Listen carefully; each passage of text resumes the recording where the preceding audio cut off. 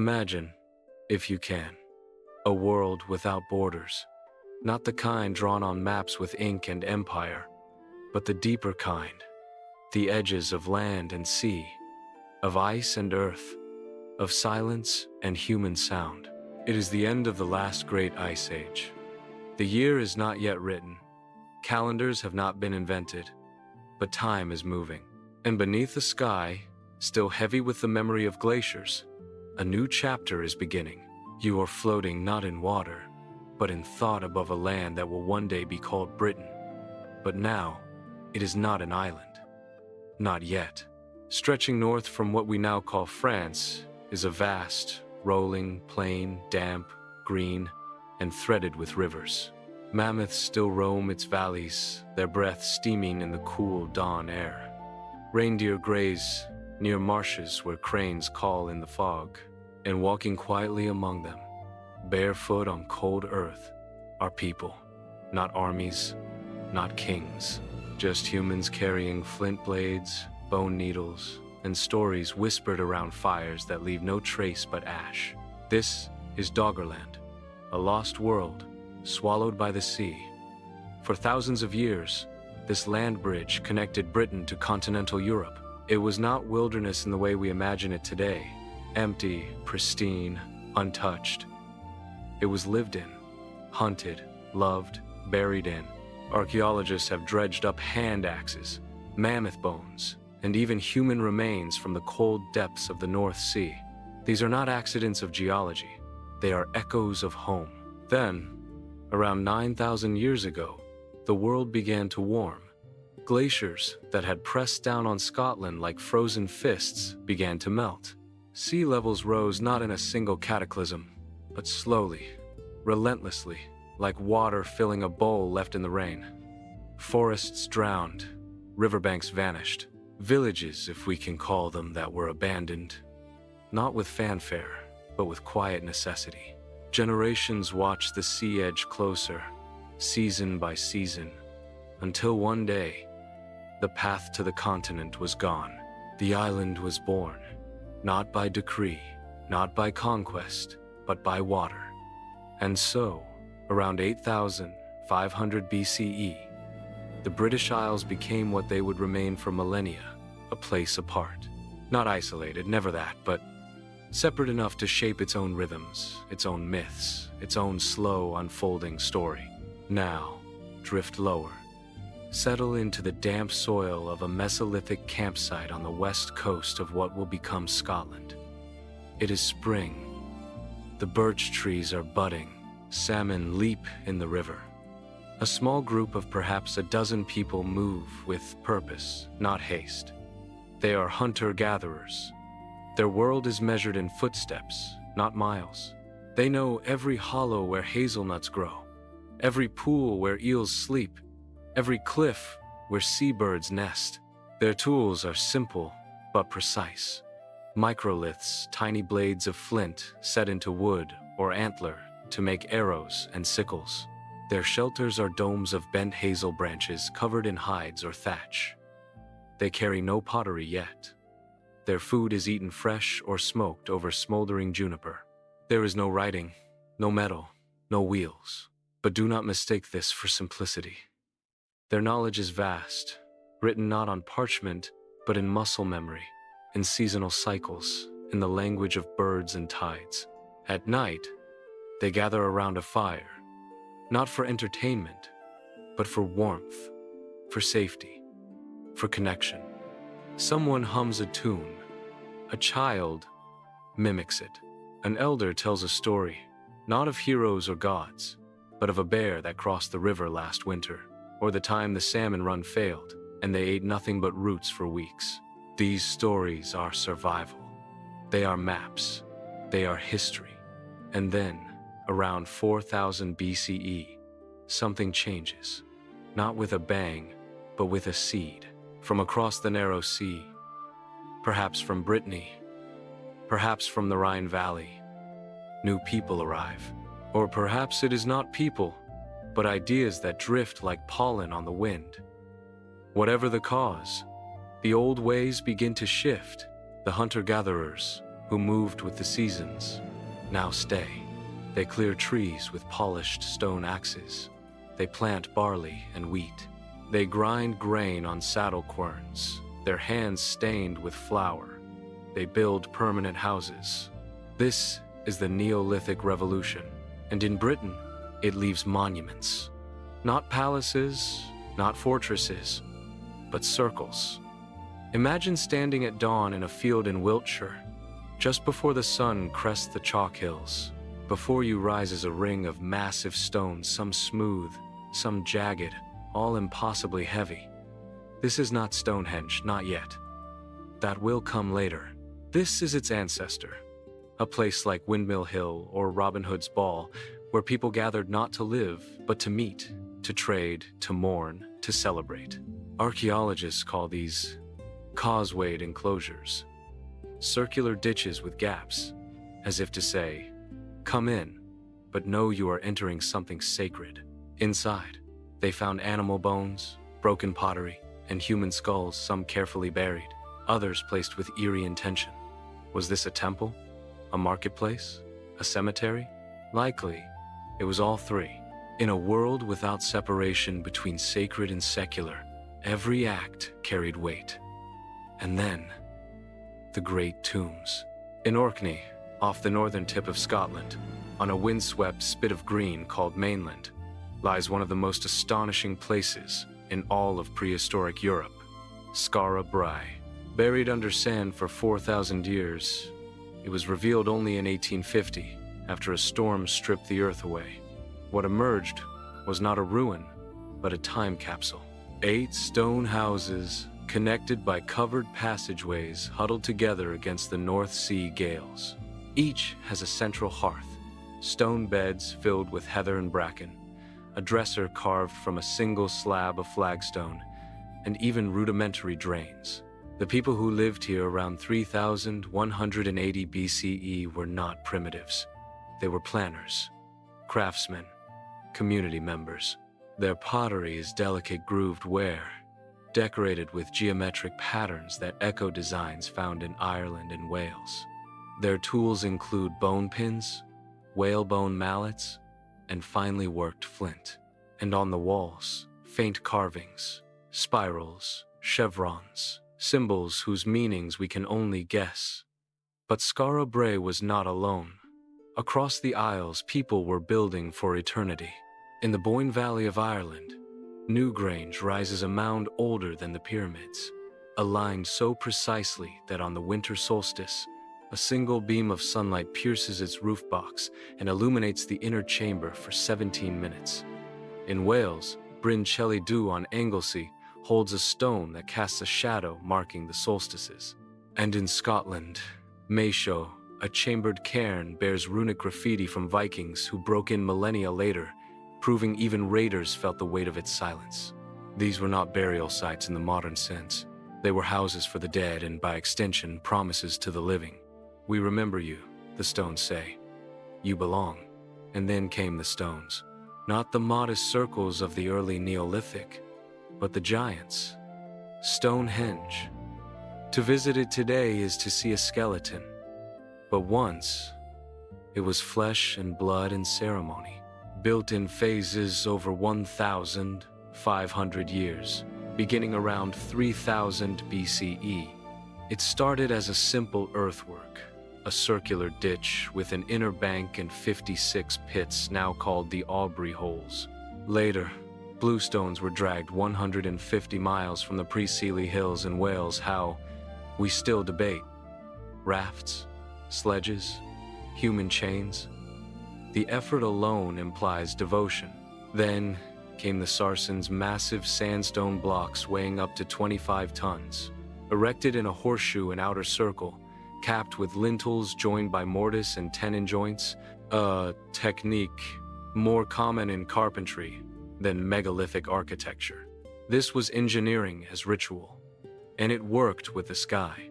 On the summer solstice, the sun rises directly over the heel stone, casting a beam through the center of the monument. On the winter solstice, it sets between the tallest trilithons. This was not coincidence.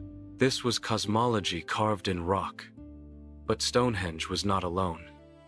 Across Britain, over 1,000 stone circles have been identified. Avebury, larger and older, swallows an entire village within its ring. The Ring of Brodgar in Orkney stands on a thin isthmus between two lochs, as if floating between worlds. Callanish on the Isle of Lewis points to the stars, its central monolith, aligned with the moon's northernmost rise every 18.6 years. Why did they build these? We cannot ask them, but we can listen. The prevailing theory is not that they were observatories in the scientific sense, nor temples to a single god, but places of convergence where land, sky, ancestors, and community met, where the dead were honored, where rites of passage occurred, where the living reaffirmed their place in a vast, unseen order. And the people who built them? They were farmers. They raised cattle, sheep, and pigs. They brewed beer from barley. They wove linen from flax. They traded jet from Whitby, amber from the Baltic, and gold from Ireland. Their society was not egalitarian. Burials showed differences in wealth, but it was communal. The effort to move a single sarsen would have required hundreds of people working in unison. That takes coordination, trust, shared belief. Then, around 2500 BCE, another shift. Metal arrives. Not bronze yet, but copper. Then the alloy that changes everything. Bronze, 90% copper, 10%. Suddenly, tools become sharper, weapons deadlier, ornaments more dazzling. This is the start of the Bronze Age. With it comes new burial practices. Gone are the great communal tombs. Now, individuals are buried often with daggers, bracelets, or beakers. These beaker people, named after their distinctive pottery, appear across Europe and Britain. Genetic studies suggest they brought not just new technology, but new ancestry, replacing up to 90% of the Neolithic gene pool in some areas over a few centuries. Whether through migration, conquest, or cultural absorption, the old world fades. Their barrows, mounds of earth or stone dot the landscape. On Salisbury Plain, the bush barrow holds a man buried with a gold lozenge so finely crafted it rivals later Roman work, and a dagger with a hilt inlaid with thousands of microscopic gold studs. This was a leader, a warrior, a man whose status was worth remembering. But the Bronze Age was not only about elites. Across the Isles, ordinary people left traces. Field systems on Dartmoor, where stone walls still trace ancient plots. Burnt mounds, piles of fire-cracked stones used to heat water for cooking or bathing, and hordes of tools buried in rivers, perhaps as offerings to unseen powers. Then, around 800 BCE, iron appears, harder than bronze, sharper, cheaper, and with it, a new kind of society, the Iron Age. Now, the island is divided not by nations, but by tribes. The Brigantes in the north, the Iceni in East Anglia, the Catuvalauni near the Thames, the Caledonii in the far north. They speak Celtic languages. They farm with iron plows. They live in roundhouses, timber-framed, thatched, with walls of wattle and daub. Their settlements are often fortified, hill forts like Maiden Castle in Dorset or Traprainlaw in Scotland. These are not just military strongholds. They are centers of trade, craft, and ceremony, places where grain is stored, metal worked, and alliances forged. And their religion? We know little for certain. No texts survive. But Roman writers later described Druids priests who memorized vast oral traditions, presided over sacrifices, and advised kings. They held sacred groves more holy than temples. They believed in reincarnation. They read omens in the flight of birds, the entrails of animals, the rustle of leaves. Their rituals may have included human sacrifice, though this is debated. The Lindo Man, found in a Cheshire peat bog in 1984, tells a haunting story. He was a young man, well-fed, with manicured nails likely of high status. He was struck twice on the head, garroted, and his throat cut. A triple death. Was he a criminal? A volunteer? A king offering himself for his people? We may never know. But the care with which he was placed in the bog face down, as if returning to the earth, suggests reverence, not punishment. And still, the land speaks. The Uffington White Horse, a 374-foot chalk figure carved into an Oxfordshire hillside, dates to this era. It is not a horse as we know it, but a stylized flowing form, older than Camelot, older than King Alfred, perhaps even older than the memory of its creators. It watches the sky. It has watched for 3,000 years. By 100 BCE, the island is a mosaic of tribes, languages, and loyalties. Trade flows with Gaul wine, glass, coins. Some chieftains style themselves as kings, minting coins with their names. Others remain rooted in kinship and cattle. And then, from the south, across the narrow sea, eyes turn toward this island of mist and stone. Rome is coming, but that is another chapter. For now, the wind moves through the standing stones. The barley ripens in the fields. A child laughs near a roundhouse. Smoke curls into the twilight. The ancestors sleep in their barrows. The land remembers. And you are still here, breathing in the quiet of 10,000 years. Not as a tourist, not as a scholar, but as a witness. Because history is not only in books, it is in soil, in stone, in silence. And tonight, in the hush before sleep, it is yours. On a gray morning in late summer, 55 BCE, a fleet of warships cuts through the mist off the southeast coast of an island the Romans called Britannia. Their prows are painted with the eyes of gods. Their decks are packed with legionaries in segmented armor, shields strapped to their backs, faces set not with fear, but with the weary confidence of men who have conquered Gaul, crossed the Rhine, and now on the orders of one man dare the open sea. That man stands at the bow of the flagship, wrapped in a crimson cloak, his gaze fixed on the chalk-white cliffs rising like teeth from the sea. He is Gaius Julius Caesar. Not yet Emperor. Rome is still a republic, trembling on the edge of civil war, but already legend. He has come not to conquer, not yet, but to probe, to punish, to send a message. For years, British tribes have been sending warriors across the Channel to aid their Gallic cousins against Rome. Gold flows from British mines into rebel coffers. Druids whisper strategies in sacred groves. To Caesar, this island is not just land. It is a threat, and threats must be tested. The landing is chaos. The Roman ships are too deep drafted for the shallow shore. Men leap into waist-deep water, weighed down by armor, javelins, and expectation. The Britons are waiting. Painted in woad blue spirals swirling across bare chests, they charge from the dunes with chariots that clatter like thunder, scythes lashed to their wheels. To the Romans, it is madness. Chariot warfare had vanished from the continent centuries ago, but here, it is alive, swift, terrifying. Caesar's men form the testudo, the tortoise, a wall of shields locking overhead. Arrows clatter harmlessly off iron and oak. The Britons pull back. They do not fight to win. They fight to delay, to unsettle, to remind these foreigners that this is not Gaul. This is Albion. Caesar stays only a few weeks. He secures a token surrender from a few chieftains, takes hostages, and departs before winter swallows his fleet. But he leaves behind something far more enduring: curiosity.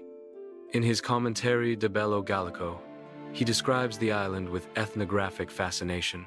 The Britons, he writes, are taller than the Gauls, their hair fair, their customs harsh. They use chariots in war.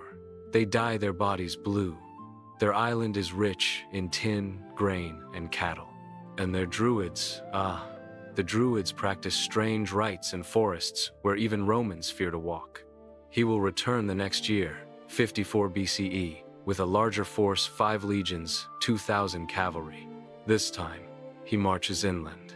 He crosses the Thames.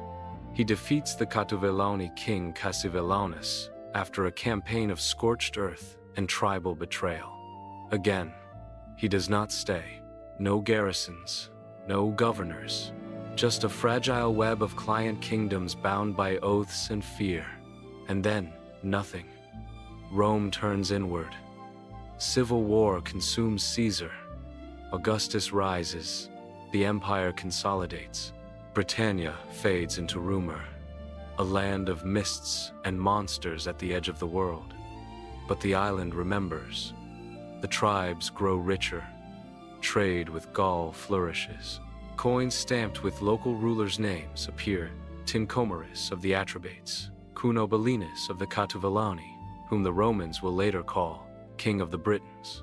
His capital at Camulodunum, modern Colchester, boasts earthworks, imported wine, and Mediterranean glass. His sons wear Roman-style torques and speak Latin with merchants.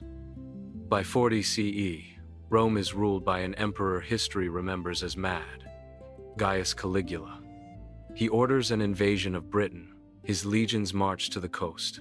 They prepare ships, they drill. And then on the beach, they are ordered to collect seashells. Spoils from the ocean, Caligula declares. It is either satire, madness, or a test of loyalty. No one knows, but the invasion is aborted. Then, in 41 CE, Caligula is assassinated. His uncle, Claudius, a scholar with a limp, dismissed as a fool, inherits the throne.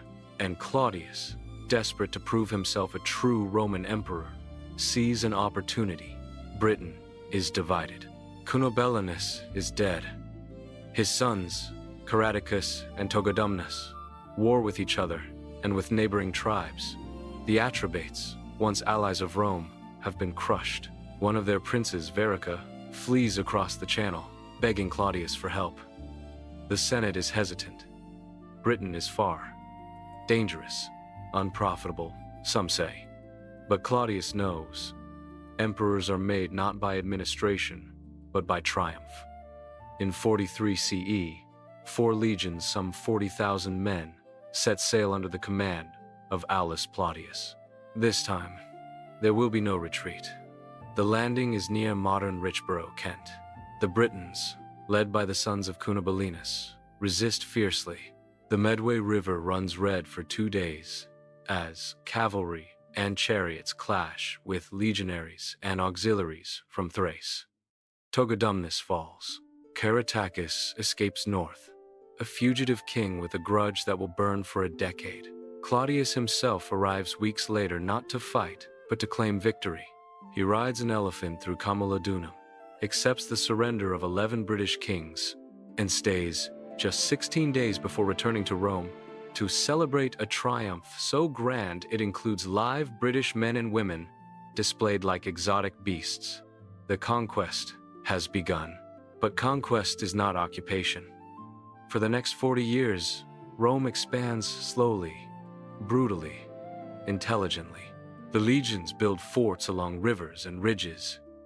They construct roads not for trade, but for speed. Watling Street, Fosse Way, Ermine Street. Straight lines drawn across a winding land, connecting fortress to fortress, supply to spear. They do not impose Rome all at once. They co-opt.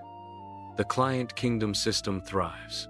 The Iceni in East Anglia, led by their king Prasutagus, remain nominally independent so long as they pay tribute and send no aid to rebels. The Brigantes in the north, under Queen Cardamandua, become Rome's allies, even handing over the fugitive Caradicus when he seeks refuge in her halls. Caradicus, after a decade of guerrilla war from the Welsh hills, is finally captured in 51 CE. He is shipped to Rome, paraded in chains before the Senate. But instead of begging, he gives a speech so eloquent, so dignified, that Claudius spares his life. "If I had surrendered when I still had power," he is said to have declared, "neither my fall nor your glory would have been memorable." The Romans admire courage even in enemies, but admiration does not equal mercy. In 60 CE, in a quiet corner of eastern Britain, a storm gathers. Prasutagus, king of the Iceni, dies. In his will, he leaves half his kingdom to Rome, half to his daughters, hoping to buy peace. But Rome does not bargain with women. The procurator, Catus Decianus, sends soldiers to seize Iceni lands. They flog Prasutagus's widow, Boudica, and rape her daughters. To the Romans, this is standard procedure, punishment for non-compliance. To the Britons, it is sacrilege. Boudica does not weep. She calls the clans. Within weeks, a vast army gathers men and women from the Iceni, the Trinovantes, and beyond. They are not soldiers, they are farmers, smiths, mothers, hunters, but they are united by rage. They march on Camulodunum. The city is undefended. A temple to Claudius stands at its center, built by forced labor, a symbol of Roman arrogance. The few veterans who try to hold the walls are slaughtered. The temple burns. The statues of emperors crack in the heat. Survivors hide in sewers, only to be smoked out and killed. Then, Londinium, the young trading town on the Thames, muddy, chaotic, full of Gauls, Germans, and Greeks, has no walls. The governor, Suetonius Paulinus, realizes he cannot save it. He orders an evacuation. Too late. Boudica's army sweeps in. Archaeologists have found a red layer in the soil.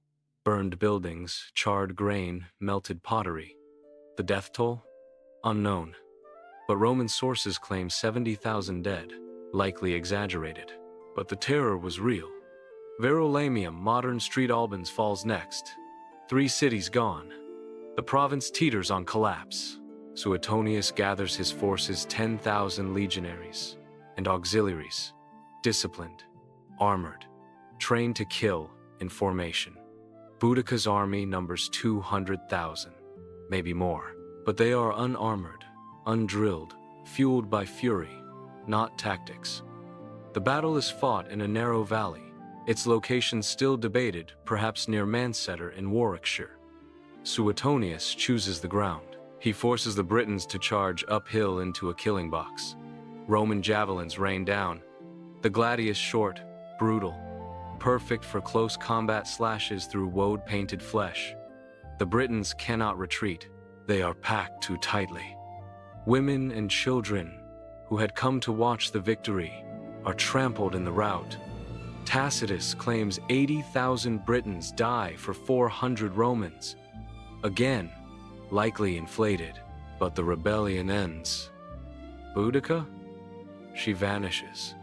Some say she poisons herself. Others say she dies of illness. Her daughters disappear from history. The lesson is clear. Resist Rome, and you will be erased. But Rome also learns. After Boudica, governors grow more cautious. They build fewer temples to emperors. They tax less visibly. They let local customs persist, so long as loyalty is maintained. And slowly, quietly, Britain becomes Roman. Not in a day, not in a generation, but through stone, trade, and time. Londinium rises from the ashes. By 100 CE, it is the largest city in Britain population, perhaps 30,000. Stone quays line the Thames. Warehouses hold olive oil from Spain, wine from Gaul, Samian pottery from France. A basilica, the largest north of the Alps, stands where the Royal Exchange now sits. Public baths steam in the cold air. Temples to Mithras, Isis, Jupiter, and the local goddess Londina rise in quiet corners. In the north, Eboracum, York, becomes a legionary fortress, then a city, In the west, Aquae Sulis Bath grows around natural hot springs, where Romans blend their goddess Minerva with the Celtic Sulis, creating a hybrid deity honored with cursed tablets written in Latin. To the goddess Sulis Minerva, I curse the thief who stole my cloak. Villas appear in the countryside, elegant homes with mosaics, hypocausts, underfloor heating, and painted walls. The Fishbourne Palace near Chichester, built around 75 CE, rivals imperial residences in Italy. Its owner? Possibly a British client king, Tiberius Claudius Cogidubnus, who was granted Roman citizenship and the title Legatus Augusti, a rare honor for a native. His tombstone, found in Chichester, reads, "To the spirits of the departed, and to Tiberius Claudius Cogidubnus, great king of Britain, great king, Roman citizen, British chieftain." This is the genius and cruelty of Rome. It does not erase, it absorbs. Children of British elites learn Latin. They wear togas. They worship at Roman altars but still leave offerings at sacred springs. The old gods do not die. They change names. Camulus becomes Mars. Tyrannus becomes Jupiter. Epona, a Celtic horse goddess, is adopted by Roman cavalry across the empire. The army is the engine of this transformation. Legionaries, Italians, Spaniards, Syrians serve 25 years in Britain. When they retire, they are granted land and citizenship. They marry local women. Their sons speak Latin with a British accent. They build temples to both Fortuna and local spirits. Along Hadrian's Wall, built in 122 CE under Emperor Hadrian, forts like Housesteads and Vindolanda reveal intimate lives. The Vindolanda tablets, thin wooden leaves with inked messages, are the oldest handwritten documents in Britain. A soldier writes, "The Britons are unprotected by armor. There are very many cavalry." Another, "Send socks, underpants, and more blankets. It is damn cold." And the most famous, a birthday invitation from Claudia Severa to Sulpicia Lepidina. "I shall expect you, sister. Farewell, sister, my dearest soul. Women, friendship, warmth in a frozen land." Hadrian's Wall is not just a barrier. It is a spine of empire 73 miles long, from the Solway Firth to the North Sea. It has gates, mile castles, signal towers. It is manned by auxiliaries from Dacia, Thrace, North Africa. It marks the edge of the known world for Rome. Later, the Antonine Wall, built in 142 CE under Antoninus Pius, pushes farther north into modern Scotland, but it is abandoned within a generation. Rome learns the Highlands are too wild, too poor, too proud. The true frontier is not a line on a map. It is a gradient from villa to roundhouse, from Latin to Celtic, from bathhouse to bog. By the 3rd century, Roman Britain is at its peak. Cities thrive. Roads connect them. Christianity, still illegal, spreads quietly. Coins circulate. Laws are enforced. A British potter can sell his wares in Gaul. A British recruit can rise to centurion. But beneath the surface, cracks form. In 286 CE, a naval commander named Carausius declares himself Emperor of Britain and Northern Gaul. He mints coins with the words Redunt, Saturnia Regna, the Golden Age's return. For 7 years he rules. Rome reclaims the province, but the idea lingers. Britain can stand alone. Then, in the early 400 seconds, the empire unravels. Barbarians sack Rome. Legions are pulled from Britain to defend the heartland. In 410 CE, Emperor Honorius writes to the cities of Britain, "Look to your own defense. It is not dramatic. No last battle. No burning of archives. Just silence. The legions do not return. The cities decay. The roads crack. The baths grow cold. The mosaic floors are covered in dirt. Latin fades from speech, but Rome does not vanish. Its legacy lives in place names: Chester from castra, fort; street from strata; in the straightness of roads still used today; in the bones of cathedrals built over Roman temples; in the law, the language, the very idea of a unified island. Rome came as conqueror. It stayed as architect. It left as ghost. And in the mist of dawn, if you walk the fields near street, Albans or Colchester, you might still hear faintly the echo of a legionary's boot on stone, the clink of a denarius, the whisper of a curse tablet sinking into sacred water. Rome is gone, but it never really left. Let the silence settle. Rome is gone, not with a trumpet blast or a final decree, but with a slow, quiet, unraveling like a thread pulled from the hem of a cloak until the whole fabric sags and falls. The legions have not returned. The roads, once straight and sharp under Roman boots, now soften under moss and rain. The basilicas, once echoing with Latin law and imperial proclamations, stand roofless, their columns green with lichen. The baths grow cold. The mosaics crack beneath wandering sheep. You walk through what was once a Roman town, perhaps Verulamium, perhaps Londinium, and find only ghosts.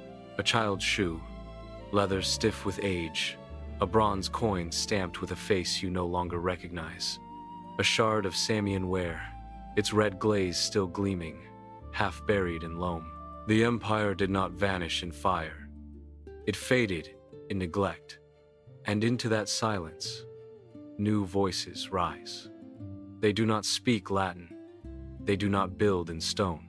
They come not as conquerors in formation, but as kin in longboats, as families with oxen and seed, as warriors seeking land and glory in a world where old names no longer hold power. They are Angles, Saxons, Jutes, tribes from the damp lowlands of what we now call Denmark and northern Germany. They have known Britain for generations, not as a distant island, but as a place of trade, of refuge, of opportunity. Some served as mercenaries in Roman armies. Others raided its coasts. Now, with Rome gone, they cross not to plunder, but to stay. The traditional date is 449 CE, recorded centuries later by the monk Bede. But the truth is messier, slower. There was no single invasion, no grand fleet landing on a single shore. Rather, a seepage, a tide of migration that swells over decades, even centuries. Some Britons resist. Some welcome them as allies against rival kings or Pictish raiders from the north. Others simply flee westward, into the high hills of Wales, or across the sea to Brittany, where their language, Brythonic, will linger as Breton. The land changes. Roman villas are abandoned. Stone is too hard to work, too Roman. The newcomers build in wood longhouses with wattle and daub walls, thatched roofs, smoke curling through the eaves.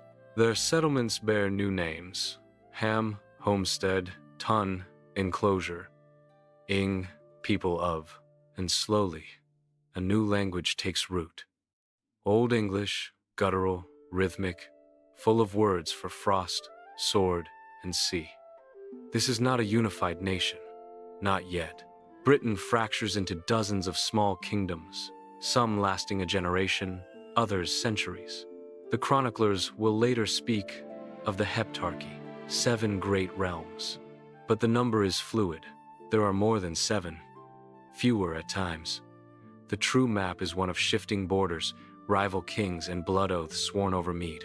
In the southeast, Kent rises under Hengist, and Horsa legendary brothers said to have been invited by a British king named Vortigern to fight northern raiders. Whether myth or memory, Kent becomes the first Anglo-Saxon kingdom with a written law code issued by King Ethelbert around 600 CE. It finds the theft of a priest at double the rate of a noble, and the killing of a king's thane at 30 times the price of a commoner. Society is measured in Wergild man price. Life has a cost. Justice is arithmetic. To the north, Northumbria emerges from the union of Bernicia and Deira, wild lands of moor and river, ruled by kings like Edwin and Oswald, who ride with wolves at their heels and carry the bones of saints into battle. In the east, East Anglia blossoms as a center of trade and art. The Sutton Hoo ship burial, discovered in 1,939 inches, Suffolk reveals a king laid to rest in a 27-meter oak vessel, surrounded by a helmet inlaid with dragons, a Byzantine silver bowl, and a purse holding 37 gold coins. No body was found, perhaps cremated, perhaps dissolved by soil, but the wealth speaks. This was a king of Europe, not a backwater chieftain. In the Midlands, Mercia grows under warrior kings like Penda and Offa. Offa, who reigns in the late 700s, builds a dike along the Welsh border that stretches 150 miles, a statement not of defense, but of dominion. He mints coins bearing his name and image, negotiates with Charlemagne as an equal, and founds monasteries that rival those of the continent. His power is such that the Pope addresses him as King of the English. And in the south, Wessex West Saxons bides its time. Its early kings are shadowy figures, Cerdic, Ceawlin, Inn, but they hold the chalk downs of Hampshire and the rich river valleys of the Thames. They absorb smaller tribes. They write laws. They watch. But this is not a tale of kings alone. Beneath the mead halls and the shield walls, life continues in rhythms older than memory. A farmer rises before dawn. He checks his pigs in the sty, feeds his geese, sharpens his sickle. His land is not his own, but granted by a local lord in exchange for labor and a share of the harvest. He works the open fields in strips, his family's holdings scattered so that all share good and bad soil. His tools are iron-tipped plows, wooden spades, flint knives. His calendar is marked by festivals. Eostre in spring, midsummer, winter nights. His world is small. He may never travel more than 20 miles from his birthplace, but he knows the stories of Woden, the one-eyed god who hung from the world tree to gain wisdom, of Thunor, who guards against giants with his mighty hammer, of the Fates the Norns who weave every life with thread that cannot be cut. These are not myths. They are the architecture of meaning. But then across the sea a new idea arrives, not by sword, but by book. In 597 CE, a Roman monk named Augustine lands on the Isle of Thanet, sent by Pope Gregory the Great with a mission to convert the English. Gregory, so the story goes, had seen fair-haired Anglo-Saxon slaves in the Roman market and asked, "Who are these?" Told they were Angli, he replied. "Non-Angli," said Angeli. "Not Angles, but angels." Augustine brings relics, crosses, and Latin liturgy. He meets King Ethelbert of Kent, whose Frankish Christian wife Bertha has already kept a chapel in Canterbury. The king, cautious, listens. He does not convert immediately. He allows Augustine to preach. And when he does accept baptism, it is not out of sudden faith, but political calculation. To align with Rome is to align with power, trade, and legitimacy. Christianity spreads not by erasing paganism, but by folding it in. Churches are built on sacred groves. Christian feast days replace pagan festivals. Eostre becomes Easter. Yule becomes Christmas. Woden is not denied, but diminished his name lingers in Wednesday. His power absorbed into tales of heroes and kings. The old gods do not vanish. They retreat into folklore, into the hush of midnight, into the names of hills and rivers. Monasteries rise as centers of light in a darkening world. Lindisfarne, on a tidal island off Northumbria, becomes a beacon. Founded in 635 by the Irish monk Aidan, it blends Celtic and Roman traditions. Here, monks copy scripture by candlelight, their hands stained with ink. They make jewelry, heal the sick, and send missionaries into the wilds. From this holy isle, The Lindisfarne Gospels are born illuminated with intricate knotwork, interlaced beasts, and Latin text so precise it seems breathed onto the page. But the piece is fragile. In 664, the Synod of Whitby settles a great debate.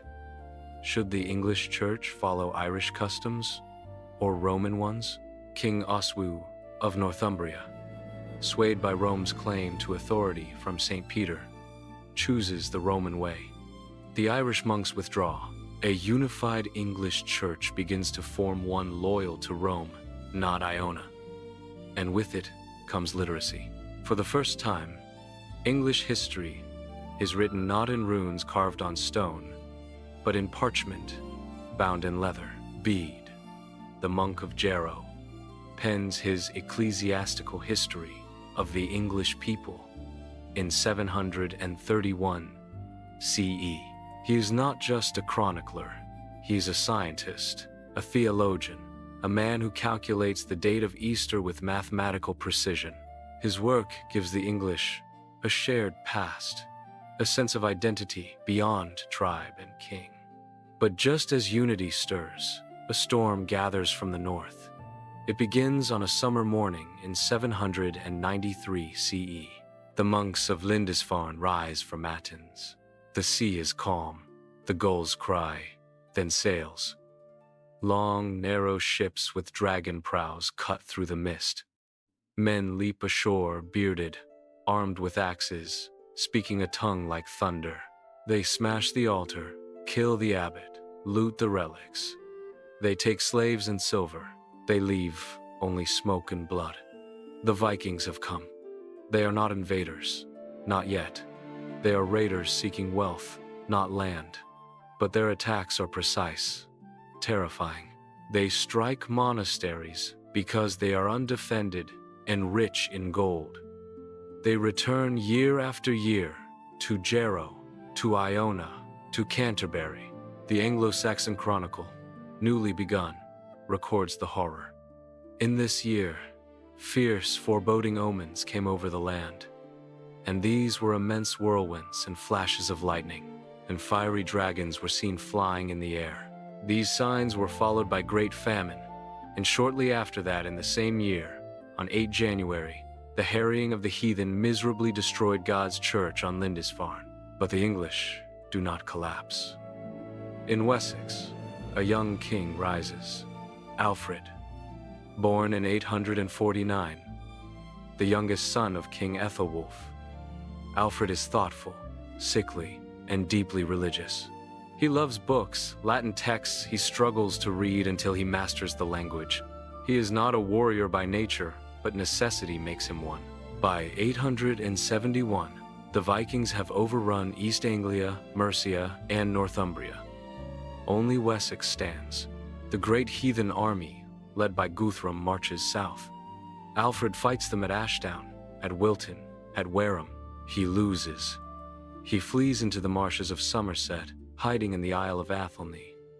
Legend says he takes refuge in a swineherd's hut, where the wife scolds him for letting her cakes burn on the hearth. Whether true or not, the story endures. The king reduced to ashes, learning humility before reclaiming his throne. In 878, Alfred emerges. He gathers the Fyrd, the local militia, and defeats Guthrum at Edington, not with massacre, but mercy. He offers baptism. He draws a treaty, the Danelaw, where Vikings rule the north and east. Wessex holds the south and west. A line is drawn not of hatred, but of coexistence. Alfred does not stop there. He builds burhs, fortified towns every 20 miles, so no Englishman is more than a day's ride from safety. He reforms the navy, building ships longer and faster than Viking longboats.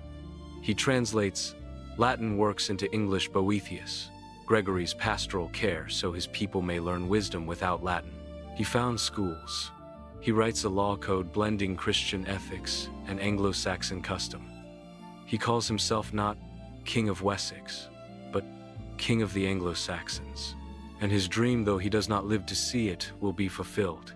His grandson, Ethelstan, crowned in 927, conquers Northumbria.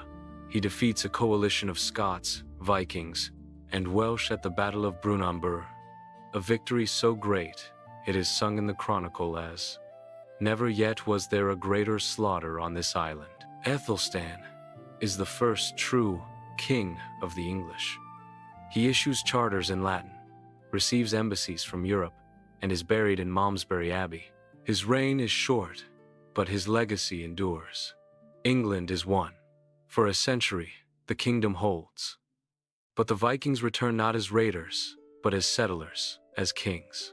In 991, a new Danish fleet demande tribute. The English pay 10,000 pounds of silver. It is called Danegeld. But payment invites more demand. In 1013, Swang Forkbeard, king of Denmark, invades and forces King Ethelred, nicknamed the Unready, really ill-advised, to flee to Normandy. Sweyn dies soon after. His son, Canute, returns. By 1016, Canute rules all England. He is no barbarian. He marries Ethelred's widow, adopts English customs, and rules as a Christian king. He is also king of Denmark and Norway, a North Sea empire. But when Canute dies in 1035, his empire fractures. The English throne returns to Ethelred's line, first to Harthacnut, then to Edward, later called the Confessor. Edward is pious, perhaps saintly, but politically weak. He builds Westminster Abbey, a marvel of Romanesque stone, but has no heir. His mother is Emma of Normandy. His court is filled with French-speaking nobles. He spends years in exile in Normandy. He is more Norman than English. And as he ages, 3 men eye the throne. Harold Godwinson, Earl of Wessex, the most powerful noble in England, brother-in-law to the king, a warrior with land and men. Harold Hardrada, king of Norway, a giant of a man, veteran of Byzantine wars, who claims the throne through old Viking ties. And William, Duke of Normandy, cousin to Edward, who claims the king once promised him the crown. Edward dies on the 5th of January, 1066. The Witan, the Council of Nobles, chooses Harold Godwinson. He is crowned the next day in Westminster Abbey. But the wind is against him. In September, Harold Hardrada sails up the Humber with 300 ships. He defeats an English army at Fulford, but Harold marches north 250 miles in 4 days and crushes the Norwegians at Stamford Bridge. Harold is killed by an arrow to the throat. The Viking Age ends in blood. But before Harold can rest, William lands in Sussex. He builds a castle at Hastings. He waits. On the 14th of October, 1066, the 2 armies meet on a ridge near the town. Harold's men form a shield wall atop Senlac Hill. They are tired, but disciplined. William's knights charge on horseback, with lance and sword. Again and again, they break against the wall. Then, the feigned retreat, a Norman trick. Some English break ranks to chase. The Normans turn. The shield wall cracks, and in the chaos, an arrow strikes Harold in the eye. He falls. The English rout. William marches on London. He is crowned King of England on Christmas Day, 1066, in the very abbey Edward built. The Anglo-Saxon age ends, but its bones remain. In village names, in the stubborn roots of English words, in the layout of fields, in the ghost of a mead hall beneath a Norman castle. The kingdoms in the mist are gone, but their echoes linger in every stone, every word, every silent field where a farmer once prayed to gods whose names we barely remember. And now, in the hush of night, you can almost hear them. The wind still carries ash from Hastings. It clings to the trees, settles in riverbeds, dusts the thatch of abandoned huts. The battlefield is quiet now, but the land remembers. Beneath the trampled grass, bones lie unburied. Ravens still circle, and in the great hall of Westminster, a new king sits not by blood, but by blade. William of Normandy is crowned on Christmas Day, 1066. His hands, still calloused from sword and saddle, rest on the arms of a throne that does not know his name. Around him, the bishops chant in Latin. The nobles kneel, but their eyes do not meet his. They have seen what he does. They know he burns villages that resist. They have heard of the harrying of the north, still years away, but already his reputation moves like fog through the shires. He is not here to rule gently. He is here to own. And so begins the Norman conquest, not in a single battle, but in stone, parchment, and fire. Within months, William orders the building of castles, not the elegant keeps of later centuries, but crude motte and bailey forts, an earthen mound topped by a wooden tower, surrounded by a palisade. They rise in London, York, Warwick, Exeter. Everywhere rebellion flickers. These are not homes. They are instruments of control. From their heights, Norman knights watch over English fields, English roads, English lives. The old elite vanish. Earls like Morcar and Edwin, who once ruled vast swathes of Mercia and Northumbria, are stripped of land, exiled, or killed. Anglo-Saxon bishops are replaced. The abbot of Peterborough is deposed. Stigand, Archbishop of Canterbury, the man who may or may not have crowned Harold Godwinson, is imprisoned, his wealth seized. In their place come Normans, Bretons, Fleming's men who speak a language of rolling consonants and courtly disdain. They take English wives, sometimes, but never English customs. They ride, they hunt, they build churches in the Romanesque style, thick walls, round arches, heavy as judgment, and they take land. All of it. By 1086, 20 years after Hastings, William commissions a survey so thorough, so intrusive, that the English call it Domesday, as if it were the Last Judgment itself. The Domesday Book records every plough team in Sussex, every pig in Yorkshire, every mill in Kent. It lists who held the land in 1066 the time of King Edward, and who holds it now. Rarely are the names the same. Of the roughly 4,000 English things who owned land before the conquest, fewer than 5% retain any by 1086. The rest, dispossessed.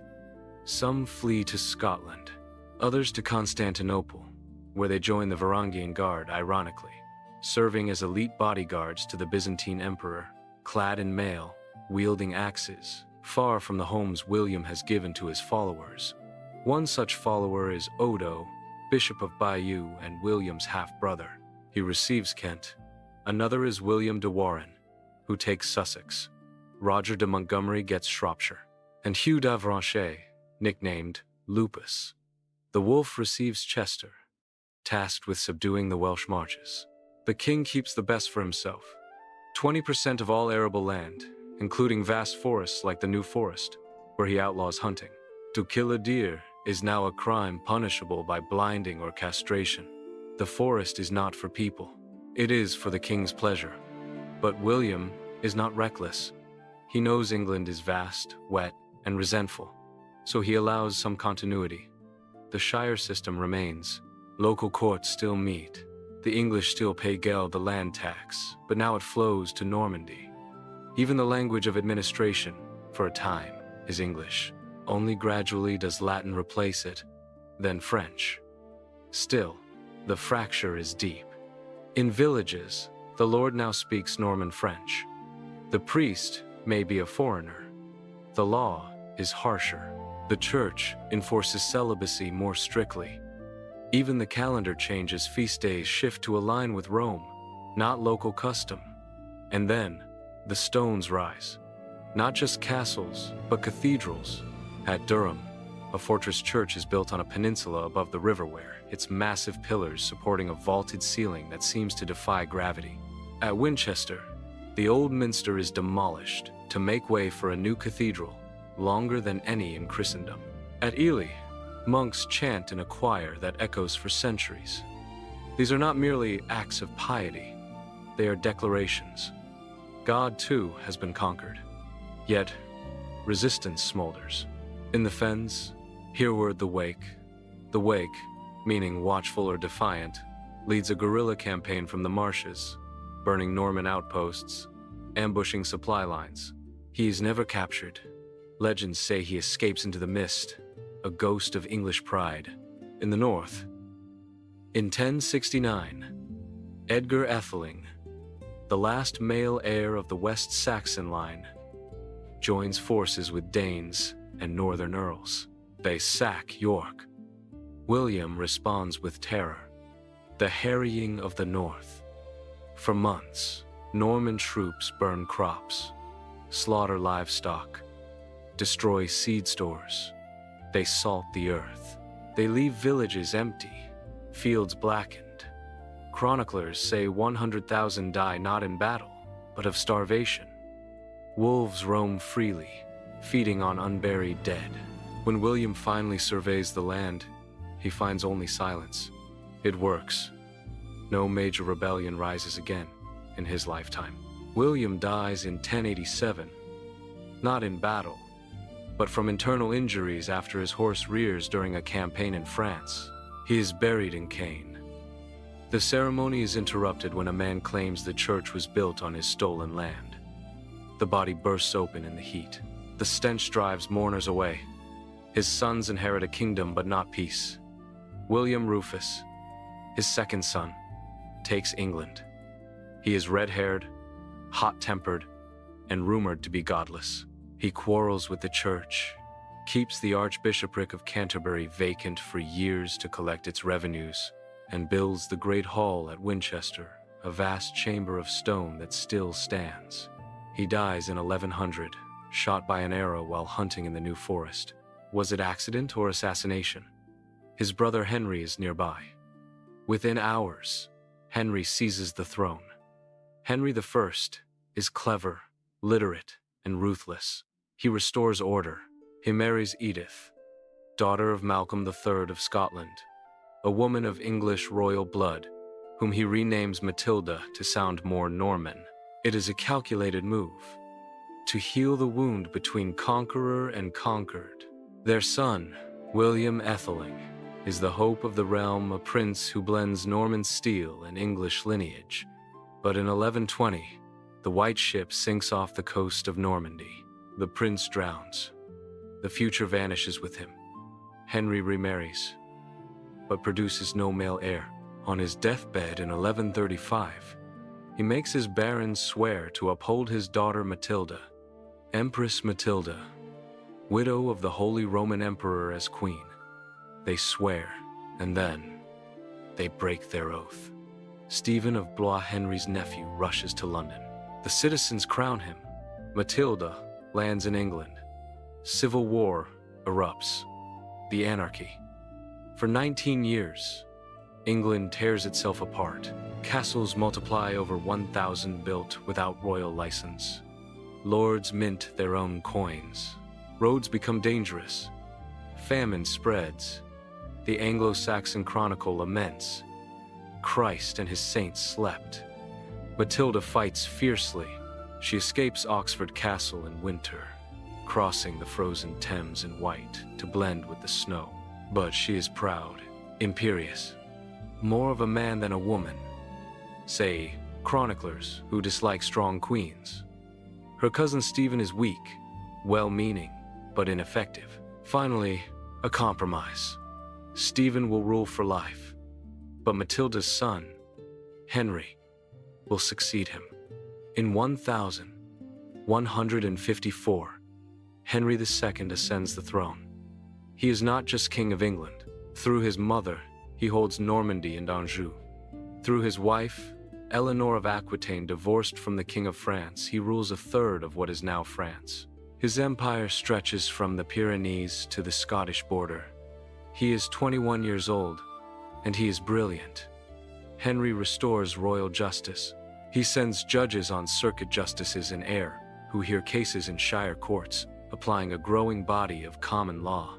He reforms finance. He curbs baronial power, but his greatest conflict is with the church. Thomas Becket, his friend and chancellor, is made Archbishop of Canterbury in 1162. Henry expects loyalty, but Becket, once a lover of fine clothes and feasts, becomes a fierce defender of clerical privilege. He refuses to let clergy be tried in royal courts. The rift deepens. At court, Henry rages, "Will no one rid me of this turbulent priest?" 4 nights here, they ride to Canterbury.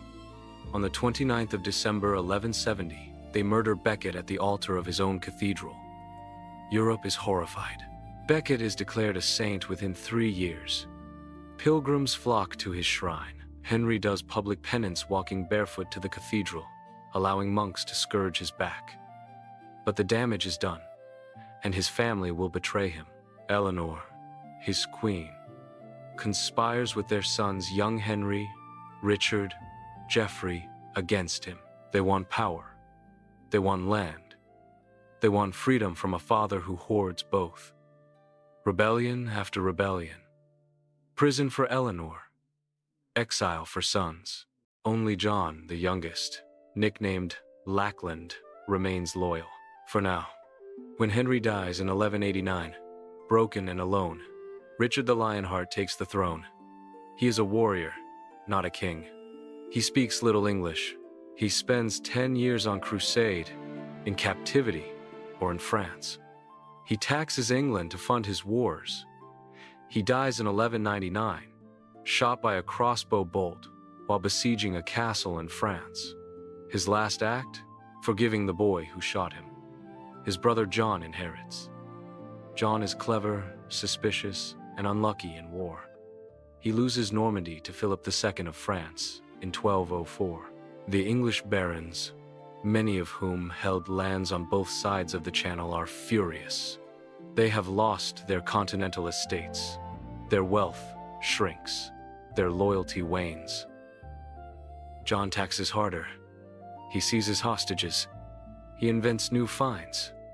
And he quarrels with the Pope when he refuses to accept Stephen Langton as Archbishop of Canterbury. Innocent III places England under interdict. No baptisms, no marriages, no last rites. For 6 years, churches stand empty, bells silent. John relents in 1213, but the barons do not forget. In 1215, they force him to meet at Runnymede, a water meadow by the Thames. There, under a sky heavy with spring rain, they present him with a charter, Magna Carta. It is not a declaration of democracy. It is a feudal document, a list of grievances. It protects baronial rights, limits arbitrary taxation, demands due process. Clause 39 is the most famous. No free man shall be seized or imprisoned, except by the lawful judgment of his equals or by the law of the land. John signs. He has no choice. But within weeks, he appeals to the Pope, who annuls the charter as shameful and base. Civil war resumes. The barons offer the throne to Louis, son of the French king. He lands in England. London opens its gates. But John dies of dysentery in 1216 at Newark Castle. His son, Henry III, is 9 years old. The regent, William Marshal, the greatest knight of his age, reissues Magna Carta, stripped of its most radical clauses. The French are expelled. Peace returns. Henry III reigns for 56 years, the longest of any medieval English king. He is pious, dreamy, fond of ceremony. He rebuilds Westminster Abbey in the new Gothic style, tall, light, full of stained glass that turns sunlight into sacred color.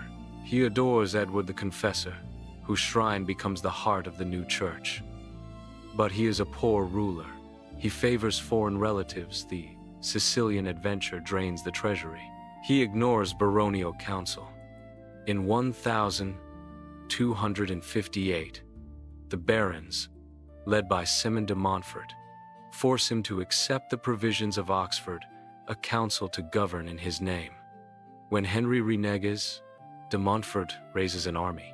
At the Battle of Lewes in 1264, he captures the king and his son, Edward. For a year, de Montfort rules England. He calls a parliament that includes not just nobles and clergy, but 2 knights from each shire and 2 burgesses from selected towns. It is not democracy, but it is a seed. Then Edward escapes. At the Battle of Evesham in 1265, he annihilates de Montfort's forces. The Earl is killed, his body mutilated, but the idea lingers.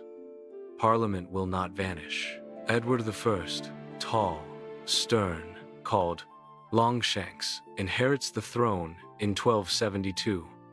He is a king of law and war. He codifies statutes. He expels the Jews in 1290, the first national expulsion in Europe, seizing their property, blaming them for usury, bowing to popular anti-Semitism. He turns his eyes north. Wales has been semi-independent under Llywelyn ap Gruffydd. When Llywelyn refuses to swear fealty, Edward invades. By 1283, Wales is conquered. He builds castles, Conwy, Caernarfon, Harlech, massive fortresses of concentric walls, gatehouses, moats. They are military masterpieces, but also symbols. English power, etched in stone. He gives his son the title Prince of Wales. The tradition begins, then Scotland. When the Scottish king dies without heir in 1290, Edward is asked to arbitrate. He declares himself overlord. The Scots resist. William Wallace leads guerrilla raids. At Stirling Bridge in 1297, he defeats an English army. Edward returns in force. At Falkirk in 1298, he crushes Wallace's schiltrons with archers and cavalry. Wallace is captured in 1305. He is hanged, drawn, and quartered in London. His limbs sent to 4 cities as warning. But Scotland does not yield. Robert the Bruce rises. In 1314, at Bannockburn, he defeats Edward II, John's grandson, in one of the greatest upsets in military history. Scotland remains independent. Edward II is weak, dominated by favorites like Piers Gaveston and Hugh Despencer. The barons rebel. His wife, Isabella of France, the she-wolf, allies with her lover, Roger Mortimer. They invade England in 1326. Edward is deposed. His son, Edward III, takes the throne at 14. The father is imprisoned. Rumors say he is murdered with a red-hot poker, an act so horrific it stains the dynasty. Edward III is different. In 1337, he claims the French throne through his mother, Isabella. The 100 Years' War begins. It is not one war, but a series of campaigns across 116 years. But its early phase is English triumph.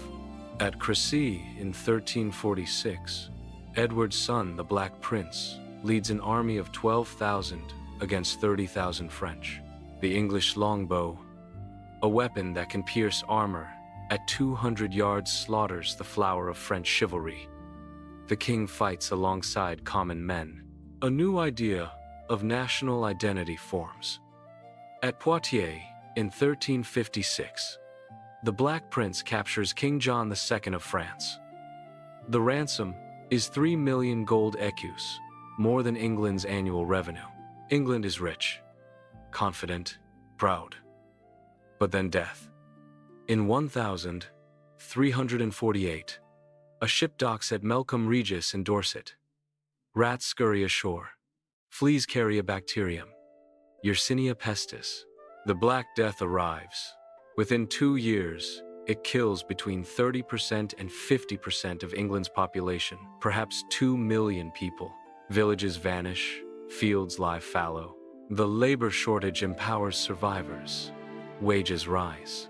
Serfs demand freedom. The old feudal order cracks. In 1381, the peasants' revolt erupts, led by Wat Tyler and inspired by the priest John Ball. When Adam delved and Eve span, who was then the gentleman? They march on London.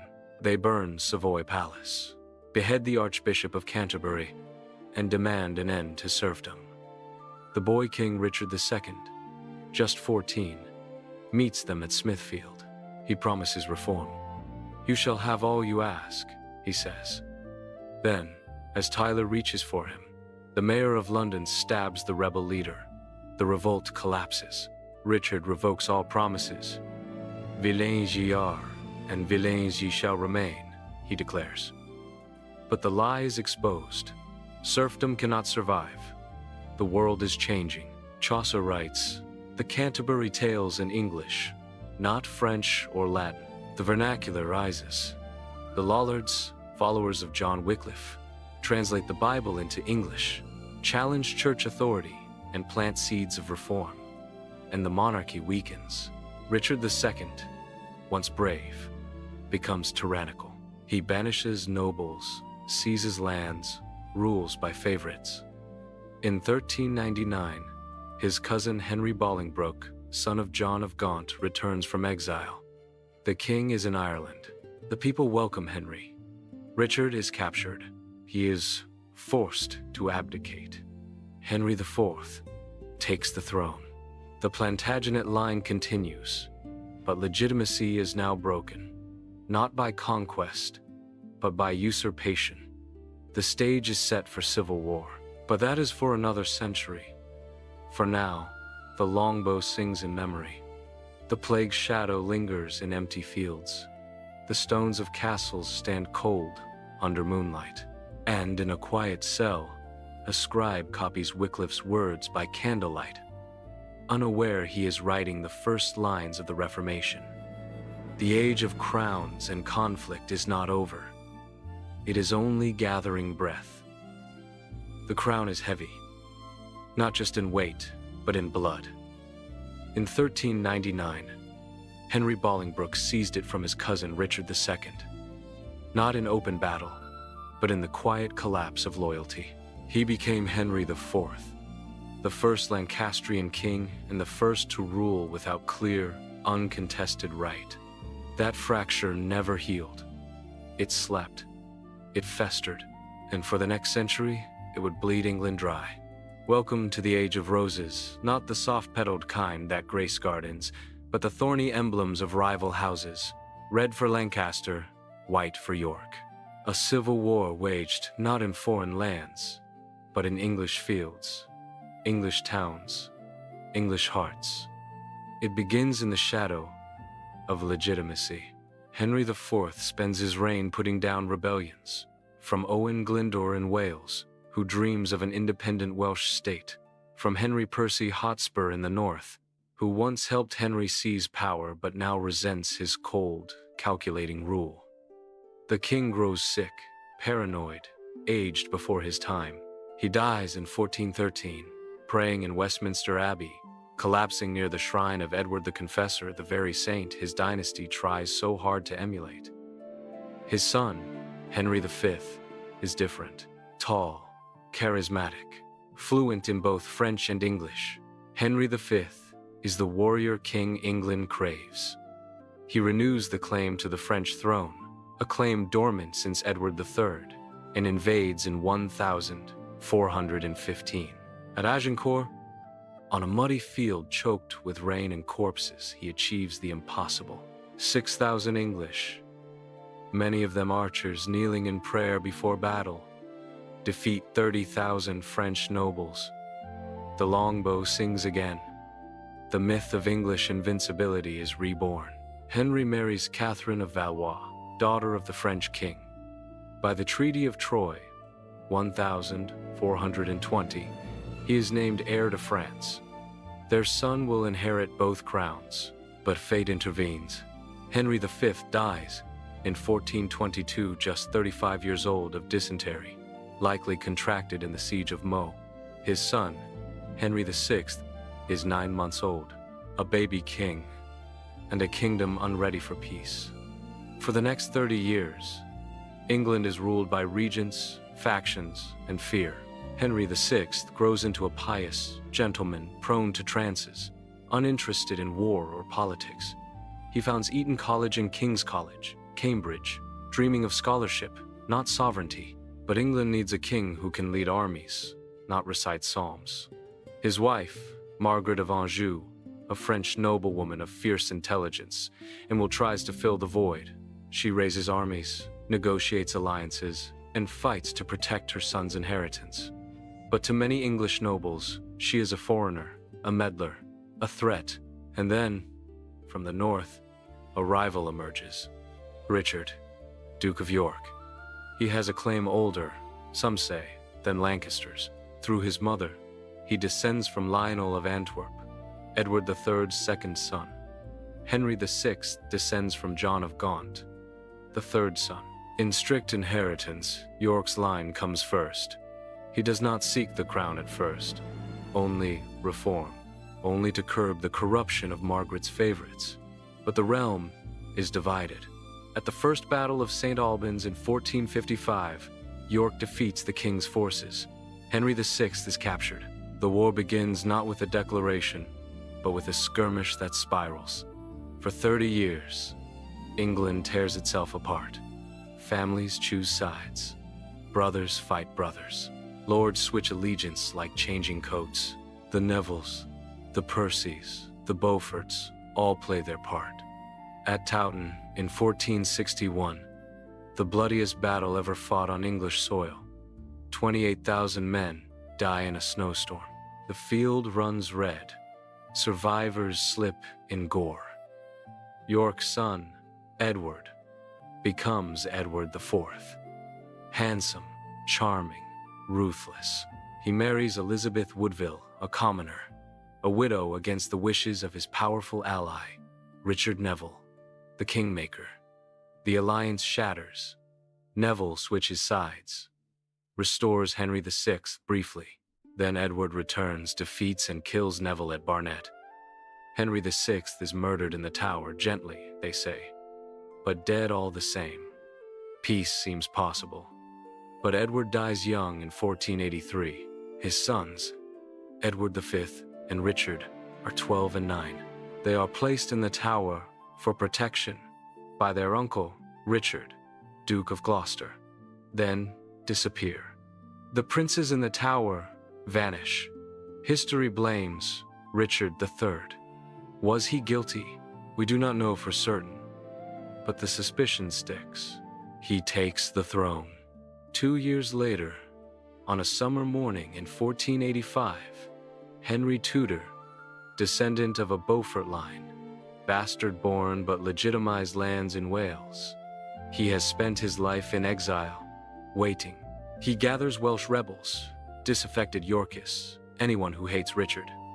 At Bosworth Field, the last battle of the Wars of the Roses, Richard fights bravely mounted, unhorsed, refusing to flee.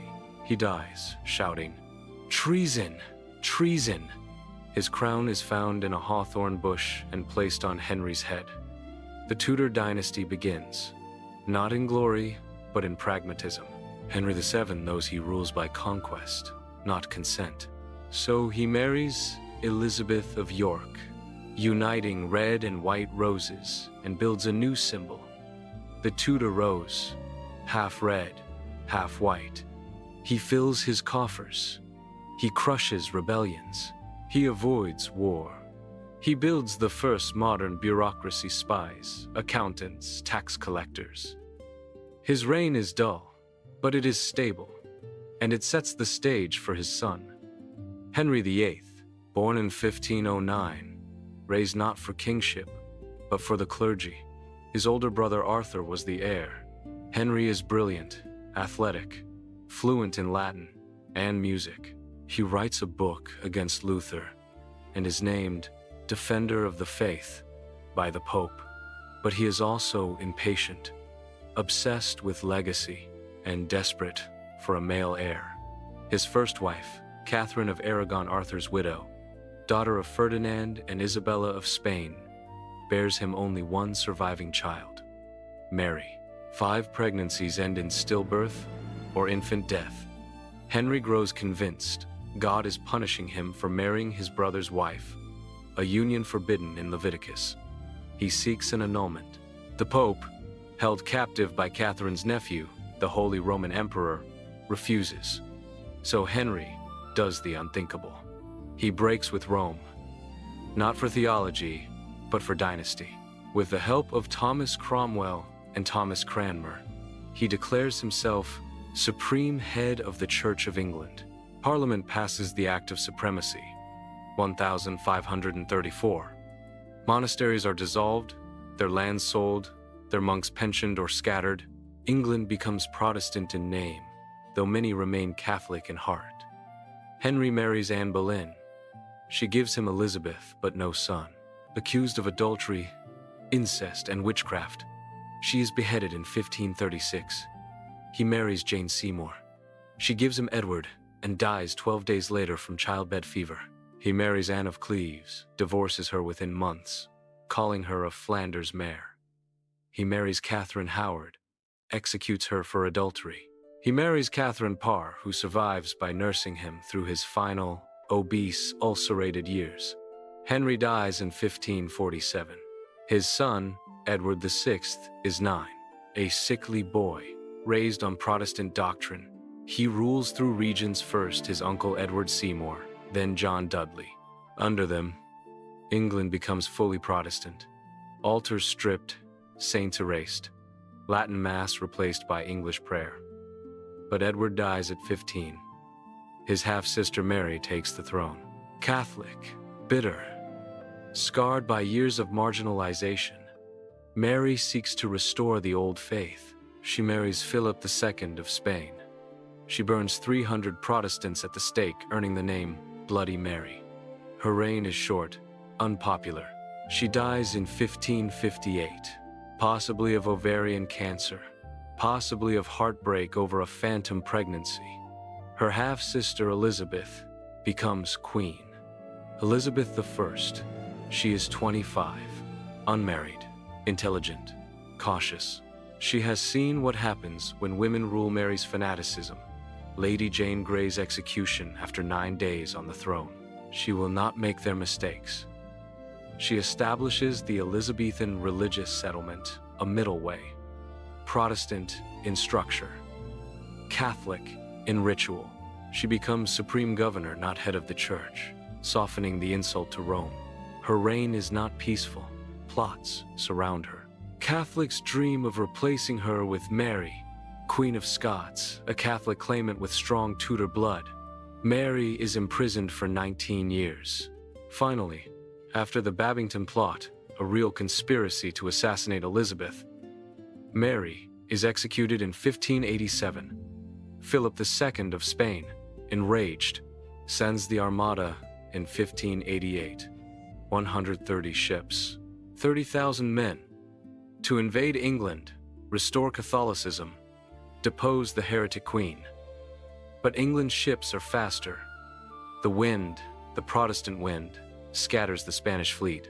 Fire ships drift into their anchorage at Calais. Panic ensues. The Armada flees north, around Scotland, losing half its ships to storms. Elizabeth rides to Tilbury to address her troops. I know I have the body of a weak and feeble woman, but I have the heart and stomach of a king. England is saved, and the myth of Gloriana is born. Her court becomes a stage poets like Spenser and Sidney, playwrights like Marlowe and, later, Shakespeare. The Renaissance arrives, not with Italian marble, but with English verse. But Elizabeth refuses to name an heir. She rules alone, married to England, she says, until her death in 1603. She is succeeded by James VI of Scotland, son of Mary, Queen of Scots, the union of the crowns. One king, two kingdoms. James I of England is learned, pedantic, convinced of the divine right of kings. He commissions a new Bible, the King James Version still read today. He survives the gunpowder plot of 1605, when Guy Fawkes tries to blow up Parliament, but he alienates Parliament. He spends lavishly. He favors handsome young men like George Villiers, Duke of Buckingham. His son, Charles I, reserved, stammering, convinced of his divine authority, Charles rules without Parliament for 11 years, the personal rule. He imposes ship money, attacks for coastal defense, extended inland. He enforces Anglican uniformity in Scotland, sparking the bishops' wars. Parliament rebels. In 1642, civil war erupts. Not just king versus Parliament, but tradition versus reform. Absolutism versus representation. On one side, Cavaliers, nobles, Anglicans, Royalists. On the other, Roundheads, Puritans, merchants, reformers, led by Oliver Cromwell, a cavalry commander turned political force. The parliamentarians win at Marston Moor, then decisively at Naseby in 1645. Charles is captured. He is tried not as a fallen monarch, but as a tyrant who waged war on his own people. In 1649, he is beheaded outside the banqueting house in Whitehall. The monarchy is abolished. England becomes a commonwealth. Cromwell rules as Lord Protector, military dictator in all but name. He invades Ireland, sacks Drogheda, and suppresses royalist uprisings. He refuses the crown, but lives like a king. When he dies in 1658, his son Richard cannot hold power. The army and parliament turn to the only solution left. In 1660, Charles II, the exiled son of the executed king, is invited back. The Restoration. London erupts in celebration. Theaters reopen. Music returns. Charles is witty, charming, pragmatic. He has learned from his father's mistakes. But he is also secretly Catholic. He issues the Declaration of Indulgence, allowing freedom of worship for Catholics and dissenters. Parliament forces him to withdraw it. The Test Acts bar Catholics from office. His brother, James, is openly Catholic. When Charles dies in 1685, James II takes the throne. He appoints Catholics to high office. He has a Catholic son. Parliament panics. In 1688, they invite William of Orange, James's Protestant son-in-law, to invade. William lands unopposed. James flees. This is the Glorious Revolution. Bloodless, constitutional, transformative. William III and Mary II rule jointly. Parliament passes the Bill of Rights. 1689. No standing army without consent. No royal suspension of laws. Free elections. Free speech in Parliament. The monarch is no longer sovereign. Parliament is. When Mary dies, William rules alone. After him, Mary's sister Anne takes the throne. Childless, she bore 17 pregnancies. None surviving to adulthood, Anne becomes the last Stuart monarch. But her reign secures a union older than crowns. In 1707, after years of negotiation, the Acts of Union merge the English and Scottish parliaments into one, the Parliament of Great Britain. Scotland keeps its legal and educational systems, but sends representatives to Westminster. The United Kingdom is born not of conquest, but of commerce, fear of Jacobite rebellion, and the promise of equal trade. Anne dies in 1714. The crown passes not to her Catholic half-brother, James Francis Edward Stuart, the Old Pretender, but to a distant German cousin, George, Elector of Hanover. The Stuarts are done, but their ghosts linger in Highland glens, in secret Catholic chapels, in the hearts of those who still whisper, "God, save the King." And as the Hanoverians settle into London, England is no longer a realm of divine kings. It is a nation ruled by law, by parliament, and increasingly by the quiet power of ideas. The Age of Roses has ended, but the revolution of thought has just begun. The bells of street. Paul's toll in a London thick with fog, not the romantic mist of poets, but a gritty, yellow haze of coal, smoke, and horse dung. It is 1714. Queen Anne is dead. The Stuarts are done. And from a damp, unremarkable palace in Hanover, a stout, German-speaking elector boards a ship bound for England. He does not speak English. He barely cares for England, but he is Protestant. He is descended from James I through his grandmother, Elizabeth Stuart, the Winter Queen of Bohemia. And in the eyes of Parliament, that is enough. George I arrives not as a conquering hero, but as a constitutional placeholder. He speaks no English, so he governs through ministers.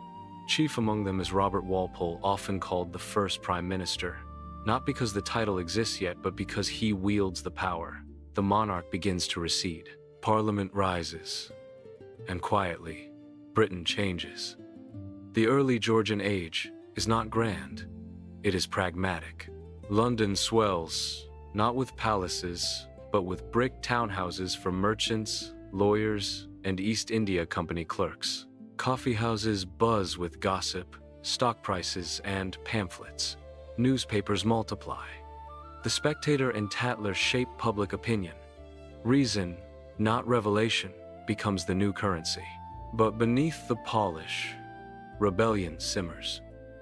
In 1715, James Francis Edward Stuart, the Old Pretender, lands in Scotland, backed by Jacobite clans who still yearn for a Catholic king. They are crushed at the Battle of Sheriff Muir. Again in 1745, his son, Charles Edward Stuart, Bonnie Prince Charlie, leads a more desperate charge. He wins at Prestonpans. He marches as far south as Derby. For a moment, London trembles. But the clans are exhausted. The French offer no aid. Charles retreats to the Highlands. At Culloden Moor in 1746, government troops under the Duke of Cumberland, Butcher Cumberland, slaughter the Jacobite army in under an hour. The survivors are hunted. Highland dress is banned. Bagpipes declared an instrument of war. The Gaelic way of life is systematically dismantled not out of hatred, but fear. Britain will not risk another civil war. And so, the Union of 1707 is cemented not by love, but by force. Now, the land itself begins to shift. In quiet villages from Norfolk to Dorset, enclosures accelerate. Common fields once shared by villagers for grazing and planting are fenced off by wealthy landowners. Parliament passes private acts that erase centuries of communal farming. The dispossessed drift to cities, or to America, or to the workhouse. But on those enclosed lands, something new grows. Selective breeding, crop rotation, the seed drill. The agricultural revolution is not loud. It has no manifesto, but it feeds a nation. Yields double. Population surges from 5.5 million in 1700 to 9 million by 1801. More mouths mean more labor. More labor means more demand. And more demand invites invention. Then, it begins in a workshop. In 1712, Thomas Newcomen builds the first practical steam engine, not for trains, not for factories, but to pump water from coal mines. It is clunky, inefficient, fueled by wood or coal, but it works. 50 years later, James Watt improves it, adding a separate condenser, quadrupling efficiency. Now, steam can power more than pumps. It can drive looms, spin cotton, forge iron. The Industrial Revolution is not a single spark. It is a slow burn spreading from textile mills in Lancashire to iron foundries in Shropshire, from pottery kilns in Staffordshire to shipyards on the Clyde. And it changes everything. In Manchester, a town of 10,000 inches, 1,750, swells to 200,000 by 1830. Chimneys pierce the sky. Canals crisscross the land. Railways follow first the Stockton and Darlington in 1825, then the Liverpool and Manchester in 1830. George Stephenson's rocket hisses through the countryside at 30 miles per hour. A miracle, a menace, a machine that shrinks time. But progress has a price. In the mills, children as young as 6 work 14-hour days, their fingers quick, their bodies small enough to crawl under moving looms. They breathe cotton dust that scars their lungs. They are fined for talking, for lateness, for dropping a bobbin.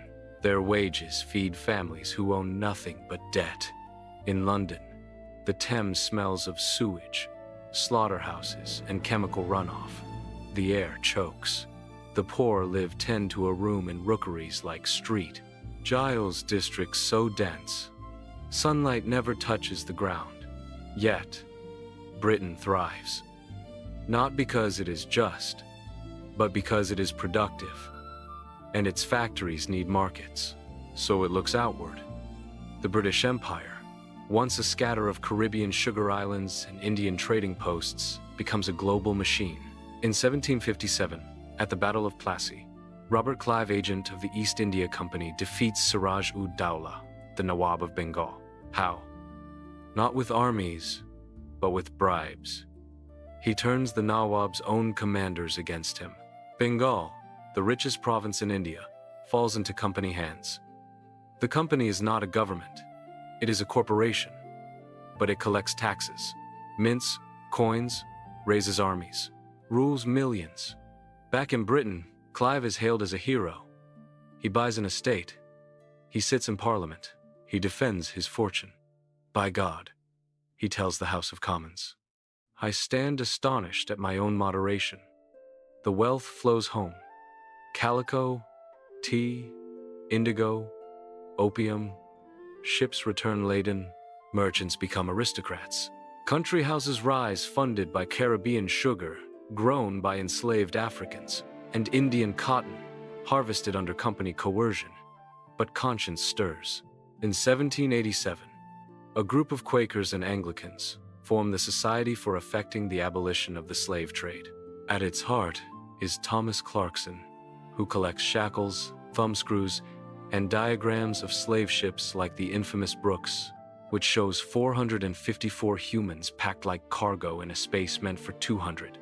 William Wilberforce, MP for Yorkshire, takes their cause to Parliament. For 20 years, he introduces abolition bills. Each fails, but public opinion shifts. Boycotts of sugar spread. Women wear, "Am I not a woman and a sister?" medallions. In 1807, the slave trade is abolished, but slavery itself remains. It takes another 26 years. In 1833, after massive slave rebellions in Jamaica and growing pressure from black activists like Oloda Equiano and Mary Prince, Parliament passes the Slavery Abolition Act. Enslaved people in most British colonies are freed, but not immediately. They must serve a 6-year apprenticeship. And slave owners, not the enslaved, receive £20 million in compensation, 40% of the government's annual budget. The moral ledger is not balanced, but a door has opened, and Britain continues to expand. In Africa, missionaries like David Livingstone trek inland, mapping rivers, preaching salvation, and paving the way for empire. He believes in Christianity, commerce, and civilization. Others see only profit. In China, Britain sells opium grown in India to balance its trade deficit for tea. When the Chinese emperor bans it, Britain wages war. The First Opium War, 1839-1842, ends with the Treaty of Nanking. Hong Kong ceded, ports opened, tariffs slashed. The gunboat enforces free trade. By mid-century, the sun never sets on the British Empire. But at home, a new kind of empire rises, one of morality, industry, and order. Enter Victoria. She ascends the throne in 1837, just 18, slight, earnest, and fiercely intelligent. Her childhood has been controlled by the Kensington system, a regime of isolation and surveillance devised by her mother and Sir John Conroy to make her dependent. She rebels instantly. On her first day as queen, she banishes Conroy from court. Soon, she marries her cousin, Prince Albert of Saxe-Coburg and Gotha. He is not handsome in the conventional sense, earnest, precise, obsessed with schedules and improvement. But Victoria adores him. "It is a relief to press my lips on that dear, dear mouth," she writes in her diary. Together, they craft a new ideal. The royal family as moral exemplar. No more mistresses, no more drunken uncles. Instead, 9 children, Sunday church, seaside holidays at Osborne House, and a devotion to duty. The Victorian age is not defined by palaces, but by parlors. In middle-class homes, the separate spheres doctrine reigns. Men work in the public world, factories, offices, colonies. Women preside over the domestic realm, raising moral children, managing servants, upholding virtue. The angel in the house is expected to be pious, pure, submissive, and domestic. Real women like Florence Nightingale, who defies her family to nurse in the Crimean War, or Elizabeth Garrett Anderson, who fights to become Britain's first female doctor, push against these walls. Literature reflects the tension. Charles Dickens writes of workhouses, Oliver Twist, debtors' prisons, Little Dorrit, and the soul-crushing grind of industrial towns, Hard Times. But he also celebrates hearth and home. Charlotte Bronte's Jane Eyre, 1847, gives voice to a plain, poor governess who demands, "I am no bird, and no net ensnares me," and science stirs the ground beneath faith. In 1859, Charles Darwin publishes On the Origin of Species. He does not attack God directly. He offers a mechanism, natural selection, by which life evolves without divine intervention.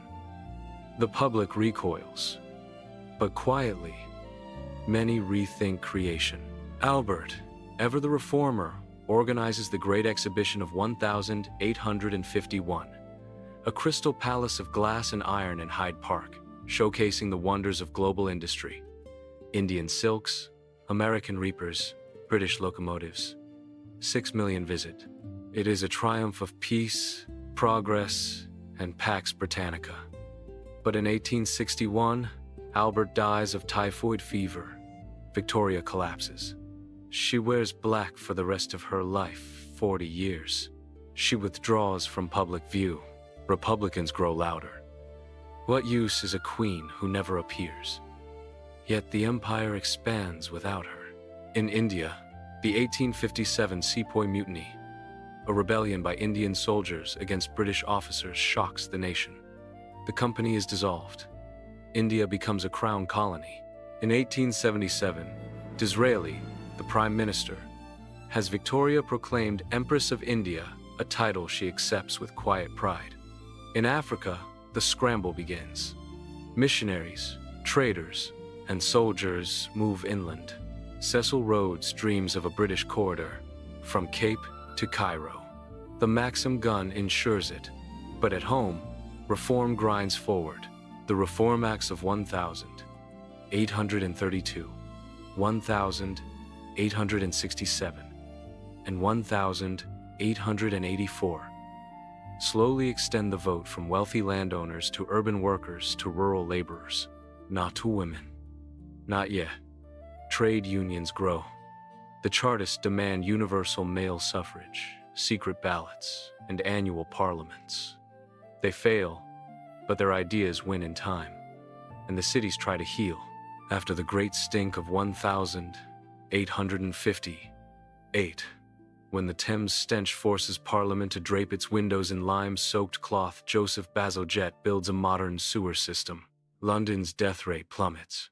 Gas lamps light the streets. Trams run on rails. The penny post delivers letters for a single coin. But the poor remain.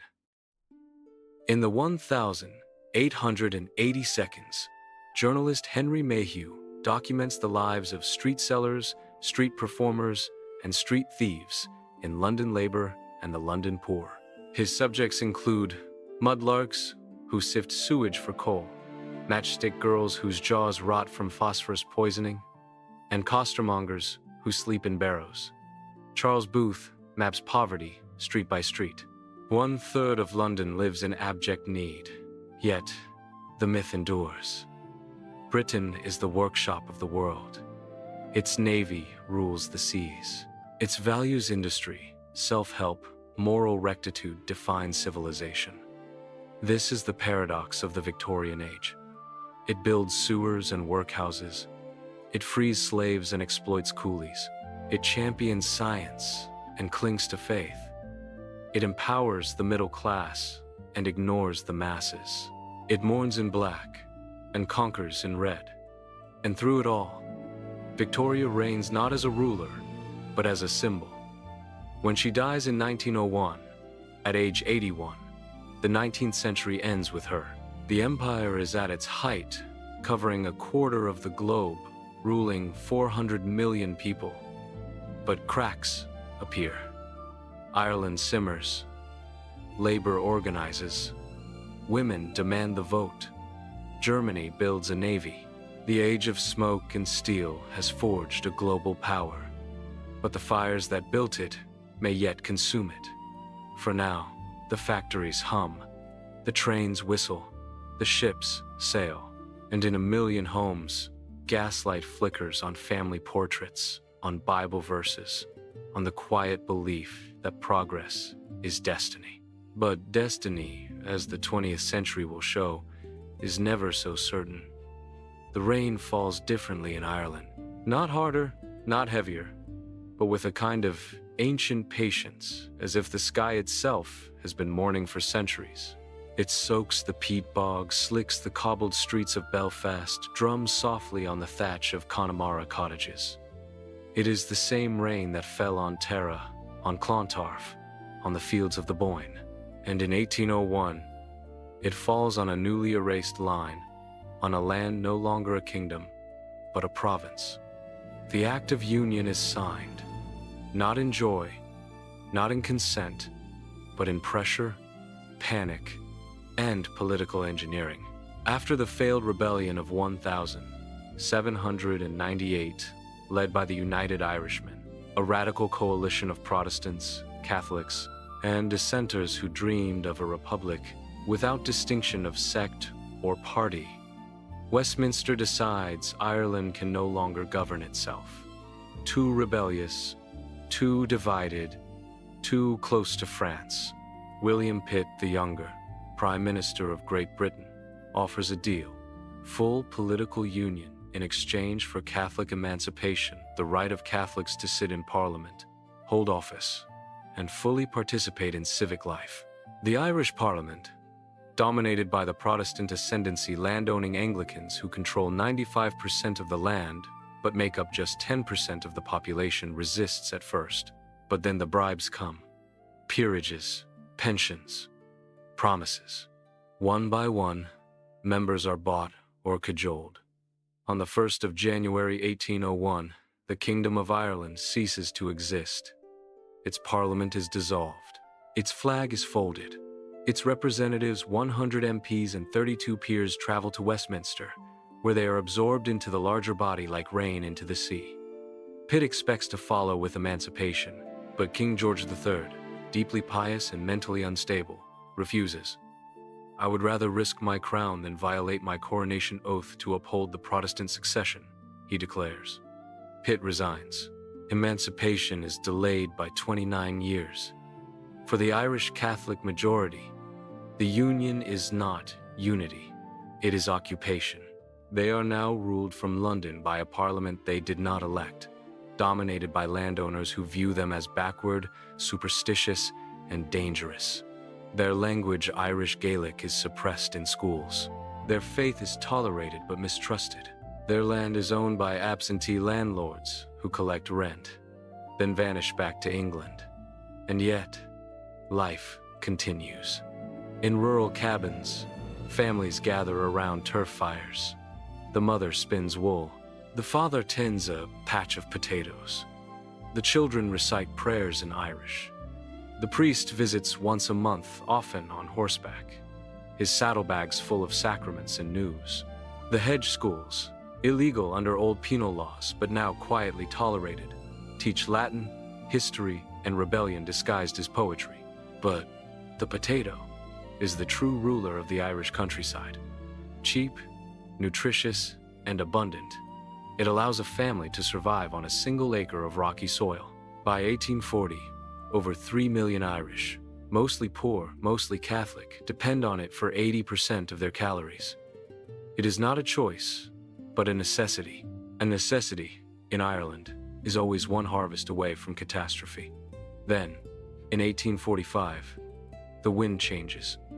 A ship arrives from North America carrying a fungus, Phytophthora infestans. It lands on the damp leaves of potato plants in County Dublin.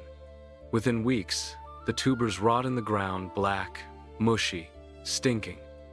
The Great Famine begins. Not a famine of scarcity, but of policy. Ireland produces enough food to feed its population, and then some. Grain, butter, livestock.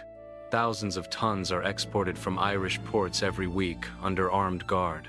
The British Treasury, led by Sir Charles Trevelyan, a devout believer in laissez-faire economics and divine providence, insists the market must not be interfered with. The judgment of God, he writes, sent the calamity to teach the Irish a lesson. Relief efforts are minimal. Soup kitchens open too late. Public works projects pay pennies for back-breaking labor. Workhouses, designed to deter the undeserving poor, fill with skeletal families. To enter, you must give up your land. Many do, then die anyway. Between 1,845 and 1,852, 1 million people starve or die of disease. Another 2 million flee on coffin ships to America, Canada, Australia. The population drops by 25%. Entire villages vanish. The Irish language retreats to the western seaboard, and the land changes hands. Evictions skyrocket. In 1849 alone, over 50,000 families are thrown from their cabins. Landlords, many in debt themselves, clear estates to convert them to pasture more profitable, less labor-intensive. The tumble home becomes a common sight. A roofless stone shell, its door hanging open like a mouth in silent scream. But from this devastation, something new rises. Not submission, but organization. In 1870, Isaac Butt, a Protestant barrister and former Orangeman, founds the Home Rule movement. Not independence, but self-government within the Union. A parliament in Dublin to handle Irish affairs. But Butt is too moderate. He debates. He petitions. Charles Stewart Parnell is different. Tall, cold-eyed, and fiercely disciplined. Parnell takes leadership of the Irish Parliamentary Party in 1880. He allies with tenant farmers through the Land League, demanding the 3 Fs. Fair rent, fixity of tenure, free sale. He uses obstructionism in Parliament, filibustering for hours, forcing debates into the night. He transforms Home Rule from a plea into a threat. Gladstone, the Liberal Prime Minister, is convinced. "I have been converted," he says. In 1886, he introduces the first Home Rule Bill. But it fails. Ulster Protestants, descendants of 17th century Scottish and English settlers, fear being ruled by a Catholic Dublin Parliament. Home Rule is Rome Rule, they cry. Their leader, Lord Randolph Churchill, Winston's father, declares, "Ulster will fight, and Ulster will be right." The bill splits the Liberal Party. It is defeated. A second bill in 1893 passes the House of Commons but is rejected by the House of Lords. Parnell, once hailed as the uncrowned King of Ireland, falls from grace in 1890 when it is revealed he has been having an affair with Kitty O'Shea, the wife of a fellow MP. The Catholic Church condemns him. His party fractures. He dies a broken man in 1891 at 45. But the idea does not die. It waits. In the early 1900s, 2 forces rise in Ireland, each claiming the future. In Dublin, the Irish Republican Brotherhood, IRB, and cultural revivalists like W.B. Yeats and Douglas Hyde promote Gaelic language, hurling, and ancient myths. They argue that Ireland must be not just politically free, but culturally reborn. A nation without a language is a nation without a soul, Hyde declares. In Belfast, Ulster unionism hardens. The Orange Order marches every July 12, celebrating the Battle of the Boyne. Shipyards boom, linen mills hum. Belfast becomes richer, more industrial, more British than Dublin. Its people, mostly Presbyterian, see themselves as defenders of Protestant liberty, not oppressors. Then, in 1912, Home Rule returns. The Third Home Rule Bill passes the Commons. This time, the House of Lords can only delay it. It will become law in 2 years. Ulster reacts with fury. Edward Carson, a Dublin-born barrister and unionist leader, organizes the Ulster Covenant 471. 414 men and women sign a pledge to use all means which may be found necessary to defeat the present conspiracy to set up a Home Rule Parliament. They form the Ulster Volunteer Force, UVF, 100,000 strong, and smuggle 25,000 rifles from Germany in the Larne gun, running of 1,914. Nationalists respond. The Irish Volunteers are formed, pledging to secure and maintain the rights and liberties common to all the people of Ireland. They, too, smuggle guns 1,500 rifles from Germany, landed at Howth in broad daylight. Ireland stands on the brink of civil war. Then Europe catches fire. On the 28th of June 1914, Archduke Franz Ferdinand is assassinated in Sarajevo. By August, Britain is at war with Germany. John Redmond, leader of the Irish Parliamentary Party, urges Irishmen to enlist. Go home and fight for Ireland, he tells the volunteers. Your contribution on the fields of Flanders will ensure Home Rule. Over 200,000 Irish Catholic and Protestant join the British Army. At the Battle of the Somme in 1916, the 36th Ulster Division suffers 5,500 casualties in 2 days. The 16th Irish Division fights at Passchendaele. Both sides believe their sacrifice will be rewarded. But in Dublin, a smaller, fiercer group watches and waits. The IRB, led by men like Tom Clark, Sion Mac Diarmada, and Patrick Pearse, decides the time is now. With Britain distracted by war, Ireland can strike. On Easter Monday, the 24th of April 1916, 1,200 rebels seize key buildings in Dublin: the General Post Office, the Four Courts, Street, Stephen's Green. Pearse reads the proclamation of the Irish Republic from the GPO steps. It declares, "The Irish people, entitled to sovereign independence, and guarantees religious and civil liberty, equal rights, and equal opportunities to all its citizens." The language is revolutionary.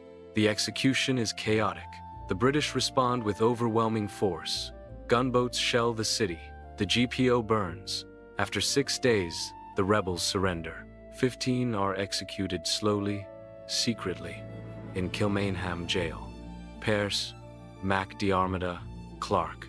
Then James Connolly, wounded and dying, is carried to the courtyard on a stretcher and shot while tied to a chair. Public opinion, initially hostile to the rebels, shifts. The executions are seen not as justice, but as butchery. They have murdered the poets, Yeats writes.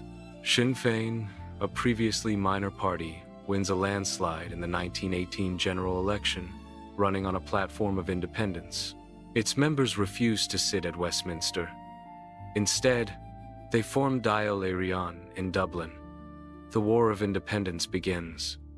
Not a war of armies, but of ambushes, intelligence, and terror. The Irish Republican Army, IRA, under Michael Collins, targets police, informants, and British officials. The Black and Tans ex-soldiers recruited to reinforce the Royal Irish Constabulary retaliate with burnings, beatings, and reprisals. Cork, Limerick, Tipperary towns live in fear. Lloyd George, the Prime Minister, offers a compromise.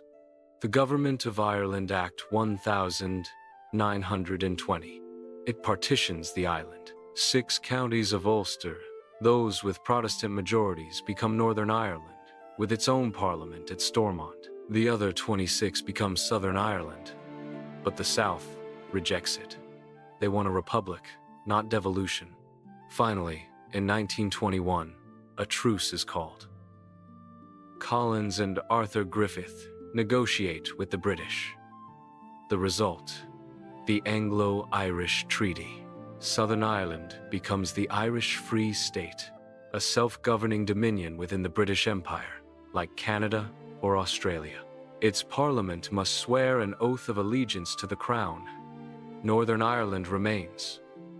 The treaty splits the Republican movement. Collins defends it as the freedom to achieve freedom. Eamon de Valera, the Dial president, calls it a betrayal. Civil war erupts between pro- and anti-treaty forces. Collins is assassinated in an ambush in his native Cork in 1922. The Free State prevails.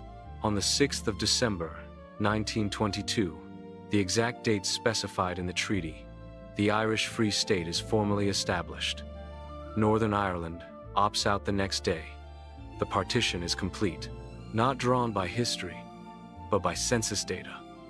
Not by rivers or mountains, but by sectarian majorities.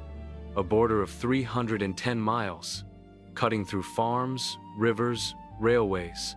It is not just a line on a map, it is a wound. In the north, Stormont rules with one-party unionists for the next 50 years. Catholics face discrimination in housing, jobs, and voting. Gerrymandering ensures Protestant control. In the south, the Free State becomes a conservative Catholic state. Gaelic is revived, but English remains dominant. The dream of a united, secular republic fades. The Act of Union in 1801 was meant to bind Ireland to Britain forever. Instead, it sowed the seeds of fracture. And by 1922, the Isles are not united but divided, not just by sea, but by ideology, religion, and memory. The rain still falls, but now it falls on two Irelands. And in the silence between the drops, the echoes of rebellion, exile, and unhealed grief linger like ghosts in a field of stone. The century begins not with fanfare, but with fog. London, 1901. Gas lamps flicker on wet cobbles. Horse-drawn omnibuses rattle past newsboys, shouting the death of Queen Victoria. The empire is vast, stretching from the Cape of Good Hope to the Straits of Malacca. But beneath the brass buttons and naval pride, something is shifting. The old order is aging. The new is restless. Edward VII, Victoria's son, ascends the throne. He is not a mourner, but a modernizer fond of Parisian cafes, motor cars, and discreet affairs. His reign, though brief, is a bridge from Victorian restraint to Edwardian energy. Women wear lighter skirts. Jazz whispers across the Atlantic. Winston Churchill enters Parliament. And in Belfast, shipyard cranes rise like steel trees over the Lagan River. The Titanic is not yet a ghost, but its keel is laid in a world on the edge of collapse. Because beneath the surface, empires are grinding against each other like tectonic plates. Germany, unified only in 1871, is rising fast, building dreadnoughts, expanding industry, demanding its place in the sun. Kaiser Wilhelm II. Victoria's grandson sends telegrams to his cousins in London and St. Petersburg, alternately boastful and insecure. Britain responds by allying with France, 1904, and Russia, 1907, the Triple Entente ending its splendid isolation.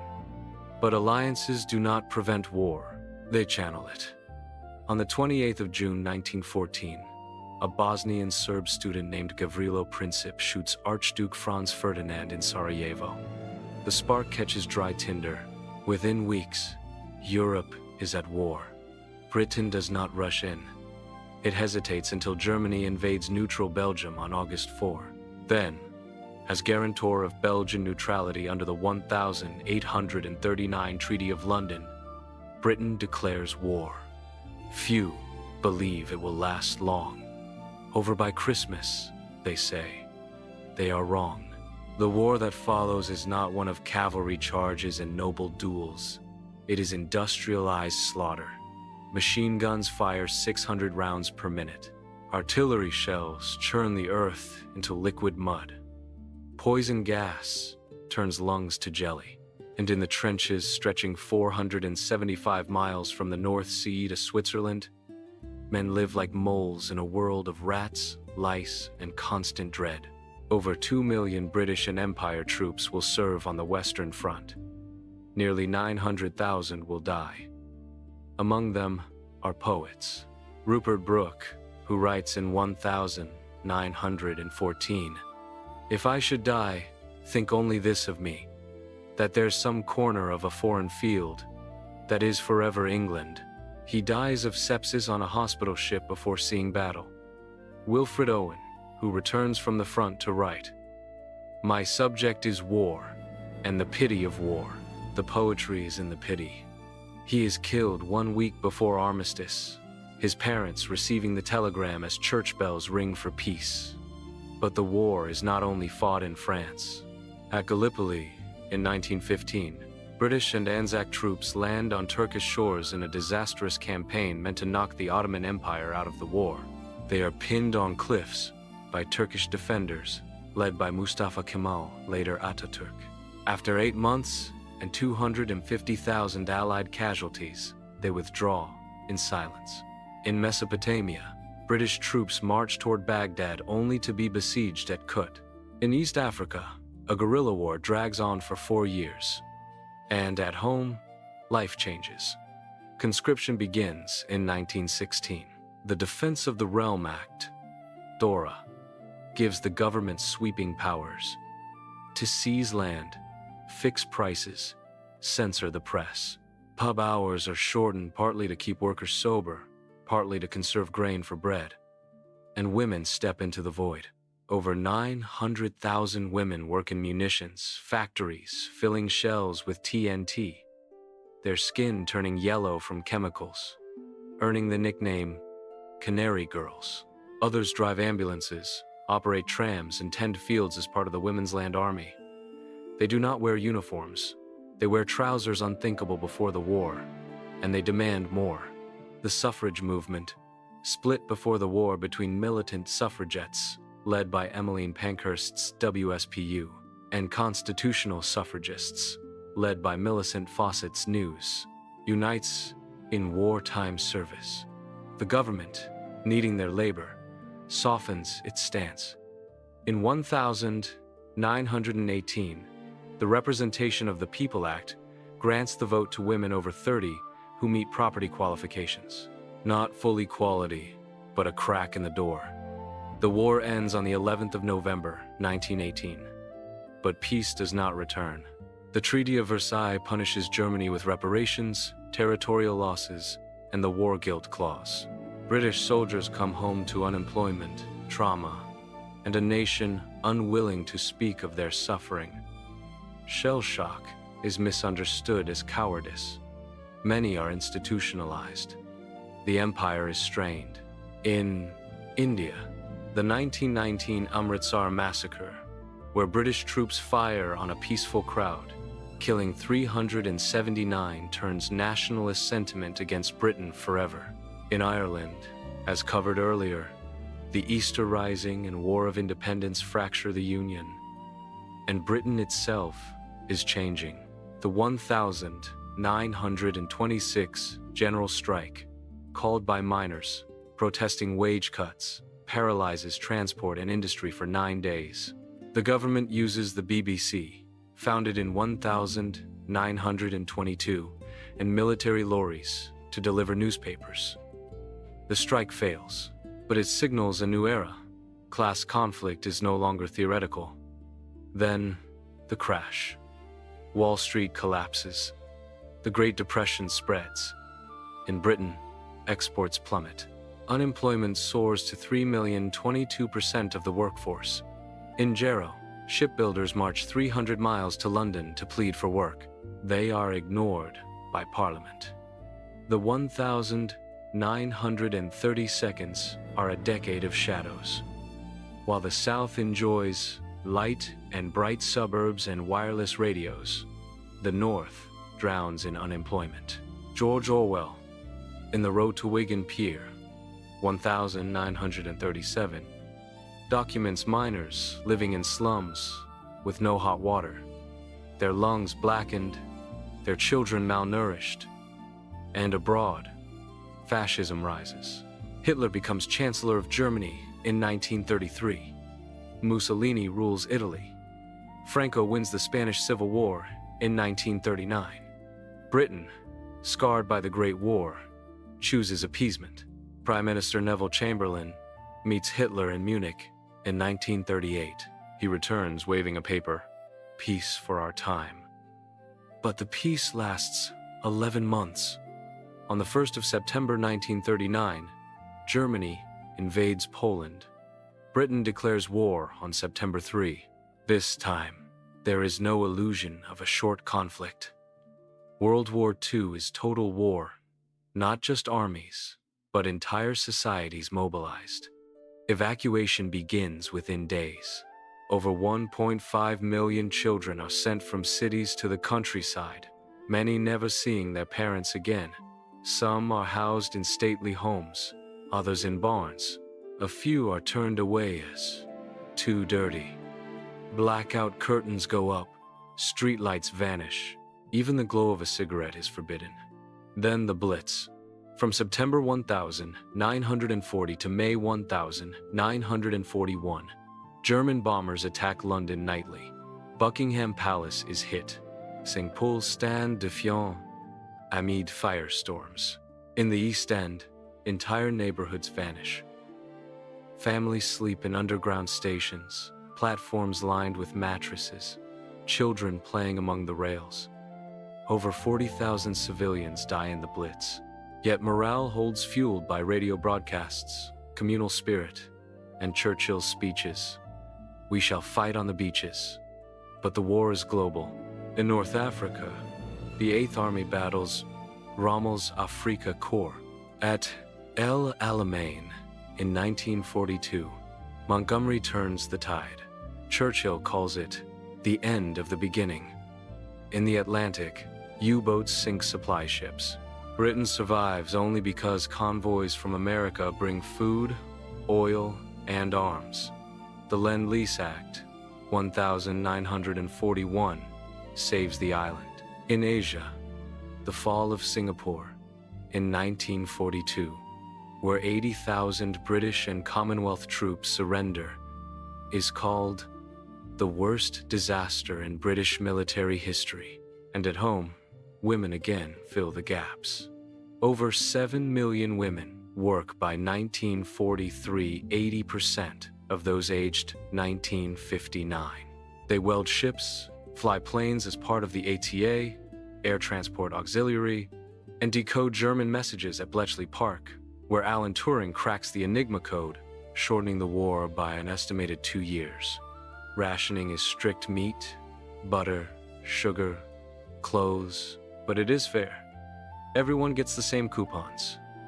The Ministry of Food promotes Woolton pie, a vegetable stew, and encourages victory gardens. Children drink cod liver oil for vitamins. Food is scarce, but malnutrition declines. For the first time, the poor eat more protein than before the war. The empire fights again. Over 2.5 million Indian soldiers serve the largest volunteer force in history. West Indians join the RAF. Africans fight in Burma. But the cost is clear. Britain can no longer claim moral authority while denying freedom. And then the turning point. D-Day, the 6th of June, 1944. Over 150,000 Allied troops land in Normandy. Among them, 61,000 are British and Canadian. They fight through hedgerows, liberate Paris, and push into Germany. In April 1945, Allied forces meet Soviet troops at the Elbe River. Hitler kills himself. Victory in Europe is declared on May 8, VE Day. Churchill speaks. Crowds fill Trafalgar Square. But the war continues in the Pacific until August, when atomic bombs fall on Hiroshima and Nagasaki. Britain is victorious, but exhausted. Its debt is 250% of GDP. Cities lie in ruins. The empire is broke, and the people are ready for change. In the 1945 general election, Churchill, the wartime hero, is swept aside. Clement Attlee's Labour Party wins a landslide. Why? Because soldiers returning from war did not want to go back to slums and unemployment. They wanted a new Britain, and so begins the welfare state. The 1946 National Insurance Act, the 1948 National Assistance Act, and most importantly, the National Health Service, launched on the 5th of July 1948, offering free health care from the cradle to the grave. Aneurin Bevan, its architect, says, "No society can call itself civilized if it does not provide for its sick." The war has not just remade maps, it has remade minds.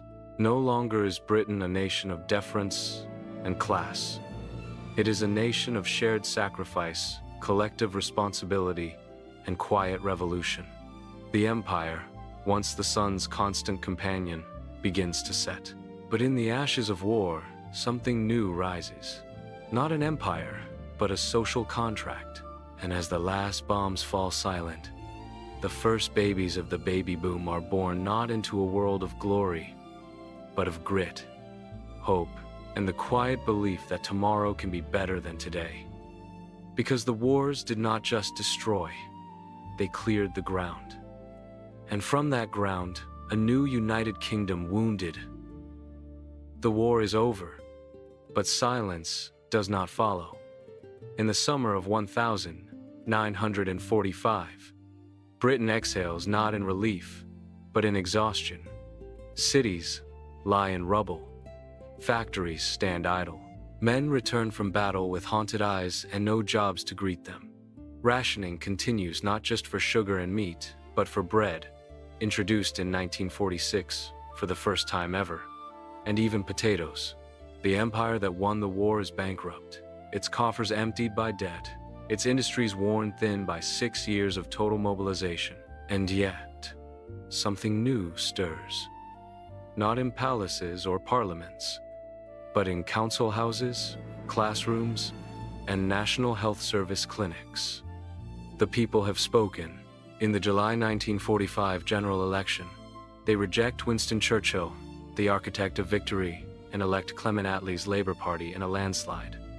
They do not vote for glory. They vote for fairness, because they remember. They remember the 1,930 seconds, the dole queues, the hunger marches, the feeling that if you were poor, you were disposable. They remember watching neighbors die of tuberculosis because they couldn't afford a doctor. They remember sending their sons to fight for democracy abroad while living without it at home. Now, they demand a country worthy of their sacrifice. And so begins the construction of the welfare state. It is not sudden. It is deliberate. Brick by brick, law by law, funded by a nation that believes security is not a privilege, but a right. The National Insurance Act, 1946, ensures unemployment pay, sickness benefits, and pensions. The National Assistance Act, 1948, abolishes the dreaded poor law. No more workhouses, no more stigma for asking for help. And on the 5th of July 1948, the National Health Service is born. Imagine this: a child in Glasgow, feverish with pneumonia, carried to a clinic where no questions asked, a doctor treats her. A miner in South Wales, coughing up coal dust for decades, receives an X-ray, medicine, even surgery free of charge. A mother in Manchester gives birth in a clean hospital bed, with pain relief, with dignity. Before the NHS, 1 in 3 Britons avoided doctors because they couldn't pay. After, healthcare becomes universal. Anurin Bevan, its founder, negotiates with skeptical consultants, compromises on hospital ownership, but never on principle.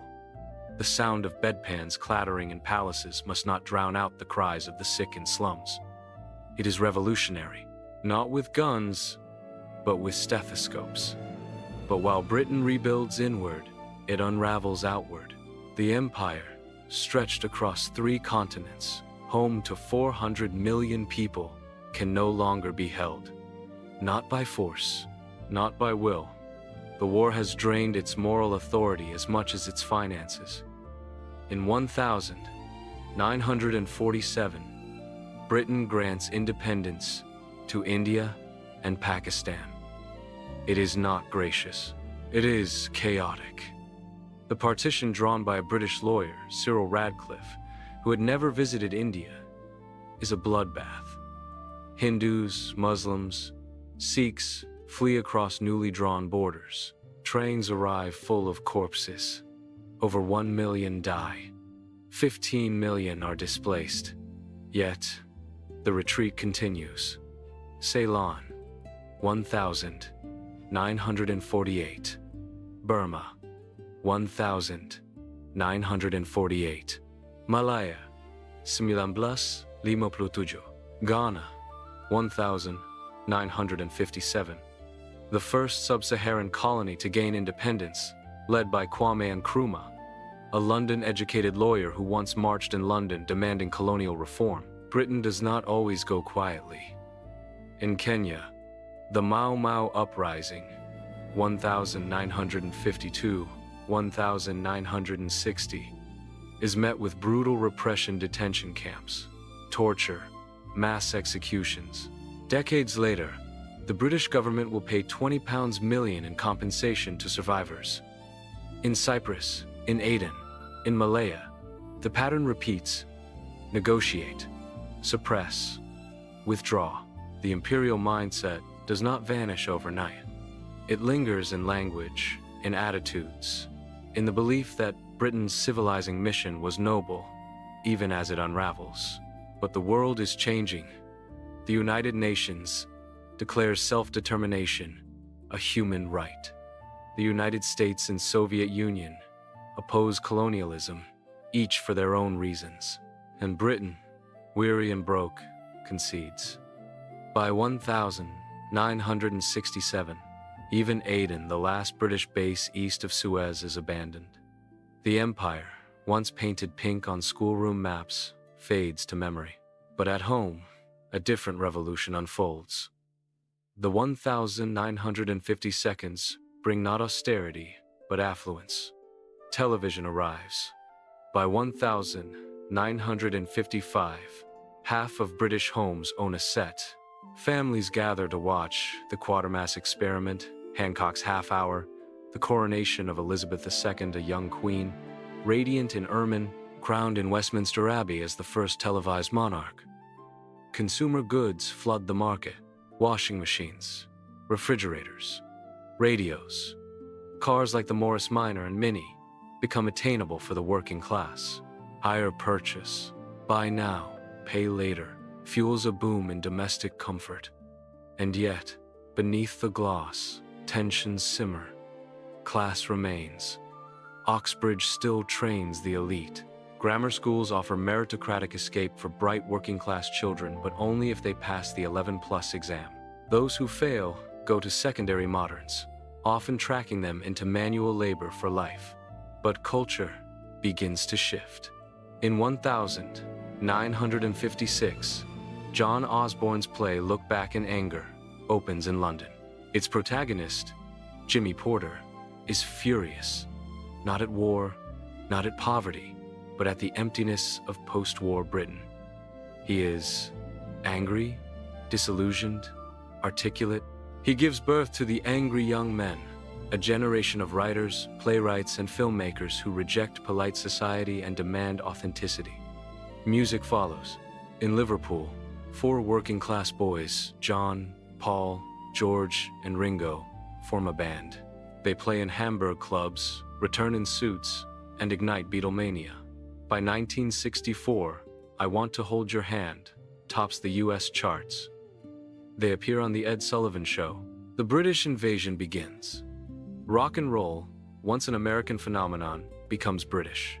The Rolling Stones, The Who, the Kinks raw, rebellious, steeped in R&B and rebellion. And London becomes the capital of cool, Carnaby Street. Mary Quant's miniskirts. Vidal Sassoon's geometric haircuts. David Bailey's photographs of Jean Shrimpton. The mood is youthful, optimistic, irreverent. But not everyone shares the joy. In the Midlands and the North, factories close. Traditional industries, coal, steel, shipbuilding decline. Unemployment rises. The white heat of technology, as Labour's Harold Wilson promises in 1964, does not reach every town, and immigration, long a feature of empire, now becomes a social flashpoint. After the war, Britain needs labor. The 1948 British Nationality Act grants citizenship to all Commonwealth subjects. The Empire Windrush docks at Tilbury in June 1948, carrying 492 passengers from Jamaica, mostly ex-servicemen, who fought for Britain and now seek work. They are met with signs. No blacks, no dogs, no Irish. They find housing in slums, jobs as bus drivers, cleaners, nurses.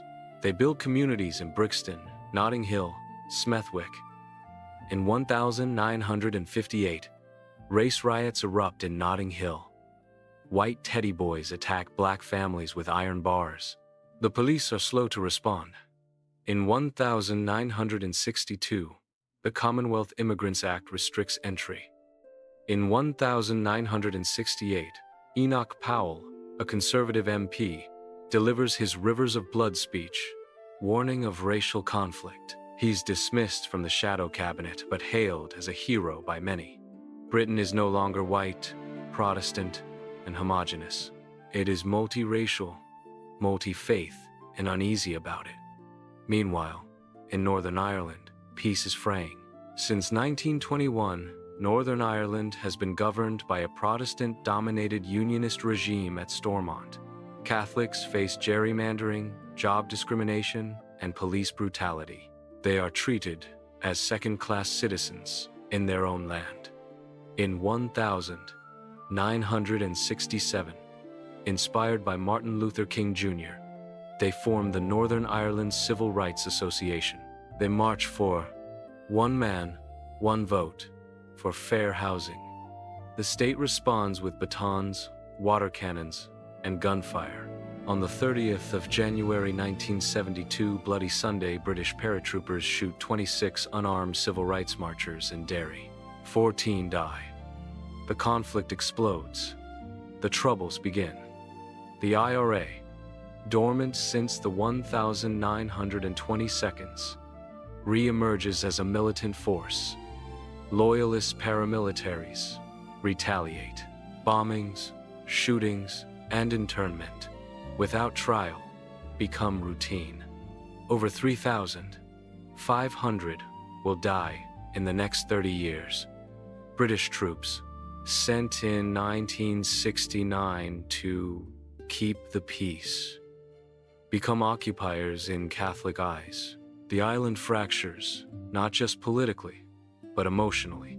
Back in Westminster, politics swing like a pendulum. Conservative governments under Harold Macmillan, you've never had it so good. And Edward Heath promised stability. Labour under Harold Wilson promises modernization, but neither can tame the economy. Inflation soars. Strikes paralyze the country. In 1973, an oil crisis doubles energy prices. In 1974, miners strike. Heath calls a general election. Who governs Britain, the government or the miners? The people answer, not you. Labour returns, but by 1978-79, Britain endures the winter of discontent. Gravediggers strike, rubbish piles in streets, hospitals turn away non-emergencies. A Labour minister laments, Crisis? What crisis? Margaret Thatcher, the new Conservative leader, seizes the moment. In 1979, she wins. The age of consensus ends. Thatcher believes the state has grown too big, too soft. She privatizes British Telecom, British Gas, British Airways.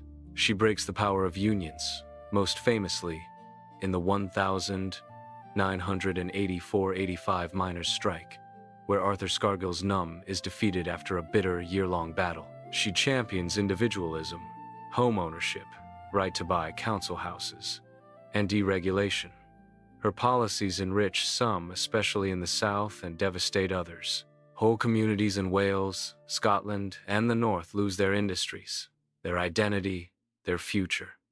She calls it creative destruction. Critics call it cruelty, but she wins 3 elections. And in 1982, she finds a cause that unites the country. Argentina invades the Falkland Islands, British territory since 1833, home to 1,800 sheep farmers who consider themselves British. Thatcher sends a task force. After 10 weeks of fighting, Britain retakes the islands. 255 British soldiers die, 649 Argentines. The victory is costly, but politically golden. Thatcher's popularity soars. National pride, long dormant, flickers back to life. Yet, beneath the flag waving, society is changing.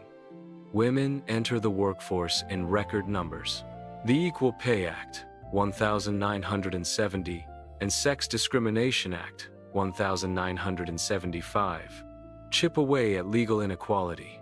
Yet the gender pay gap persists. Few women lead boardrooms or universities. LGBTQ+ people remain marginalized. Homosexuality was decriminalized in England in 1967, but only for men over 21 in private. In Scotland, not until 1980. In Northern Ireland, 1982. Then, AIDS arrives. In the 1,980 seconds, the epidemic spreads. The government responds slowly. Section 281988. A law banning the promotion of homosexuality by local authorities stigmatizes an entire community. Teachers cannot discuss gay relationships. Support groups lose funding.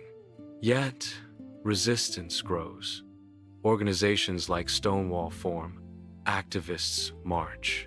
Artists like Derek Jarman, dying of AIDS, create defiantly beautiful films. And culture reflects the shift. The Beatles fade. Punk erupts, the Sex Pistols screaming, "God Save the Queen," during the Silver Jubilee in 1977. Then post-punk, new wave, synth pop. Culture becomes fragmented, diverse, digital. In Scotland and Wales, nationalism rises. The 1,979 devolution referendums fail. Welsh voters reject it. Scottish voters support it, but not by the required 40% of the electorate. But the idea lingers. In 1997, after 18 years of conservative rule, Tony Blair's New Labour wins a landslide.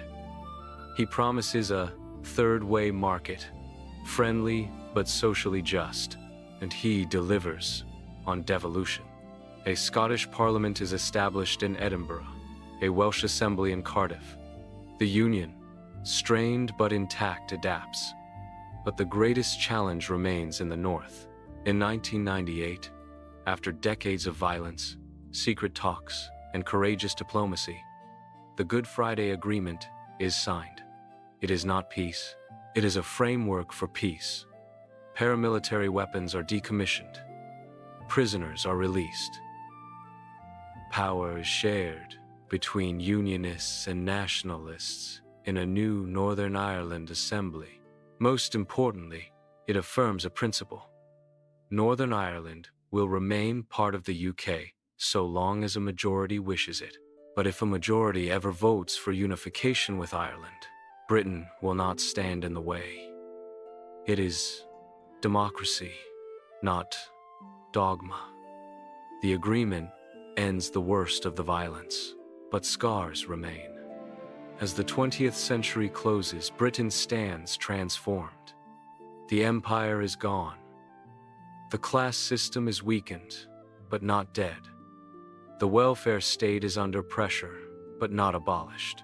The union holds, but with cracks. Yet, something endures.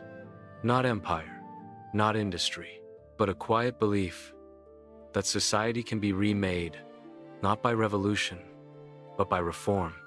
That fairness matters, that care is not weakness, and that, even in a world of anxiety and change, a nation can choose to build something better.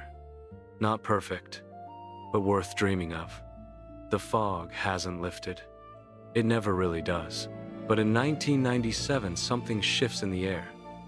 After 18 years of conservative rule of privatization, polarization, and the slow unraveling of post-war consensus, a new voice speaks from Westminster.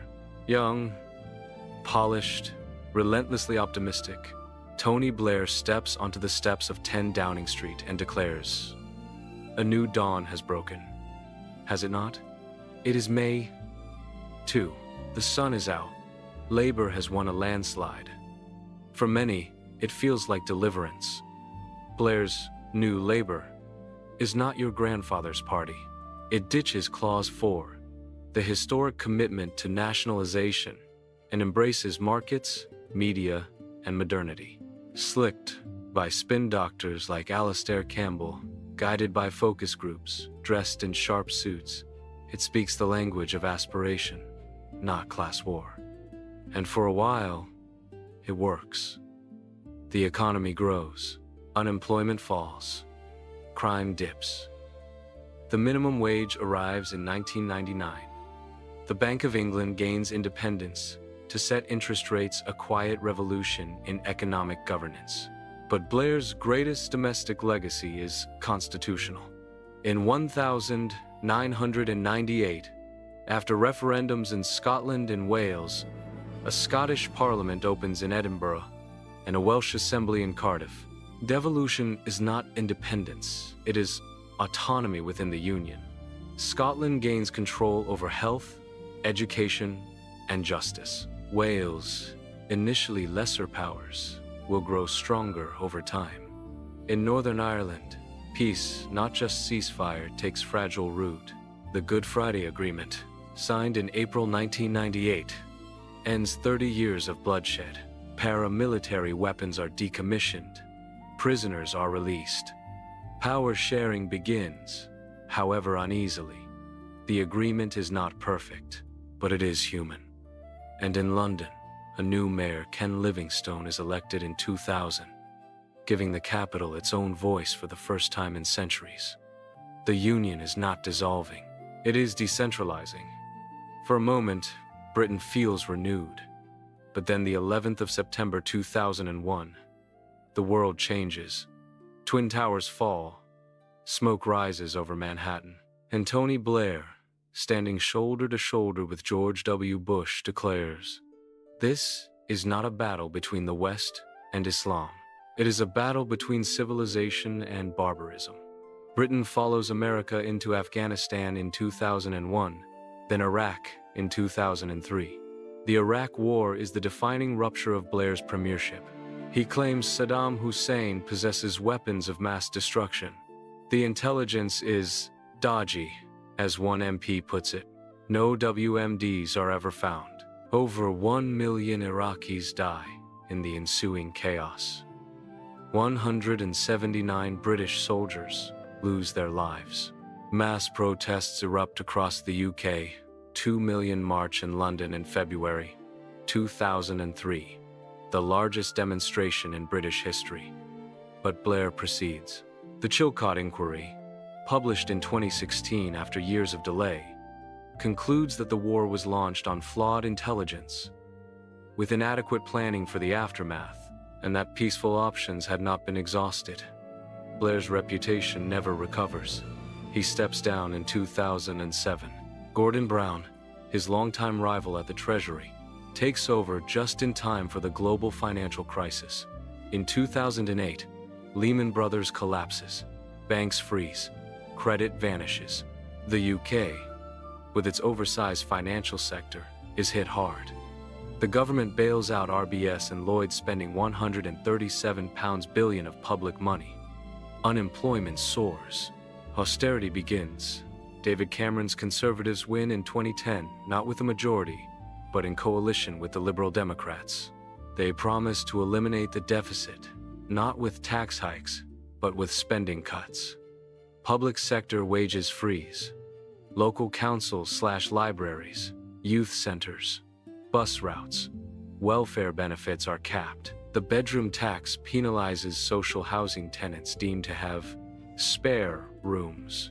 The phrase, hard-working families, becomes a mantra, a rhetorical shield that implies some are not. And, in this climate of scarcity, old questions return. Who belongs? In 2012, the Home Office launches the Go Home vans, mobile billboards in London urging illegal immigrants to go home or face arrest. Critics call it xenophobic. The policy is quietly scrapped, but the deeper shift is underway. Immigration, once a quiet feature of British life, becomes a political fault line. Between 1997 and 2010, net migration averages 190,000 per year, driven by EU enlargement, Poland, Romania, etc., and global talent programs. Hospitals, farms, and universities rely on foreign workers. But in deindustrialized towns, resentment simmers. In 2016, it erupts. On June 23, Britain votes to leave the European Union. The referendum, a gamble by Cameron to silence Eurosceptics in his party, backfires catastrophically. Take back control becomes the rallying cry. Sovereignty, borders, laws made in Westminster, not Brussels. The result, 52% to 48%. Scotland votes 62% to remain. Northern Ireland, 56% to remain. England and Wales tip the scale.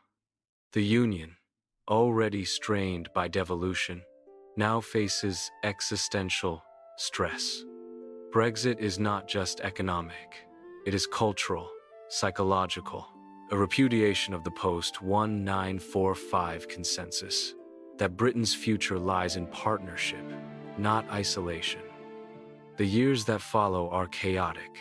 Theresa May, Cameron's successor, fails to pass a withdrawal agreement 3 times. Boris Johnson, elected in 2019 on the promise to get Brexit done, wins a landslide by promising clarity where others offered confusion. The UK formally leaves the EU on the 31st of January 2020. But the wounds remain. Trade frictions appear. Northern Ireland faces a de facto border in the Irish Sea, the very thing the Good Friday Agreement sought to avoid. The DUP withdraws from Stormont in protest. Power sharing collapses. In Scotland, the Scottish National Party, SNP, argues that Brexit forced upon a pro-EU Scotland justifies a second independence referendum. The UK government refuses permission. The legal and political standoff continues. Meanwhile, the monarchy navigates its own quiet crisis. Queen Elizabeth II, who ascended in 1952, becomes the longest reigning British monarch in 2015. She is a symbol of constancy in a changing world. But her family stumbles. Prince Andrew's ties to Jeffrey Epstein tarnish the royal name. Prince Harry and Meghan Markle step back from royal duties in 2020, citing press intrusion and lack of support. They move to California, speaking openly about racism and mental health, a stark break from royal silence. When Elizabeth dies, on the 8th of September 2022, at age 96, a 70-year reign ends. The nation mourns not just a queen, but an era. Her son, Charles III, inherits a monarchy under scrutiny. The cost of living crisis rages. Public support for the institution dips among younger Britons. In the Commonwealth, nations like Barbados remove the monarch as head of state. The crown endures, but its mystique fades, and the social fabric continues to shift. The 2010 seconds see hard-won victories for equality. Same-sex marriage becomes law in England, Wales, and Scotland in 2014, not yet in Northern Ireland. LGBTQ+ rights expand, but backlash follows. Gender identity becomes a new frontier of debate.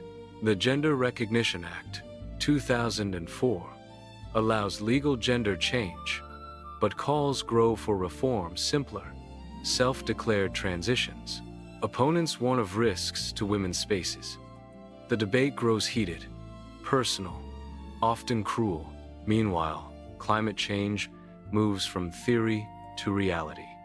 In 2019, Parliament declares a climate emergency. Floods ravage Yorkshire. Heat waves scorch London. The UK commits to net zero emissions by 2050, but the transition is uneven. Fuel poverty rises as energy bills soar. Technology reshapes daily life.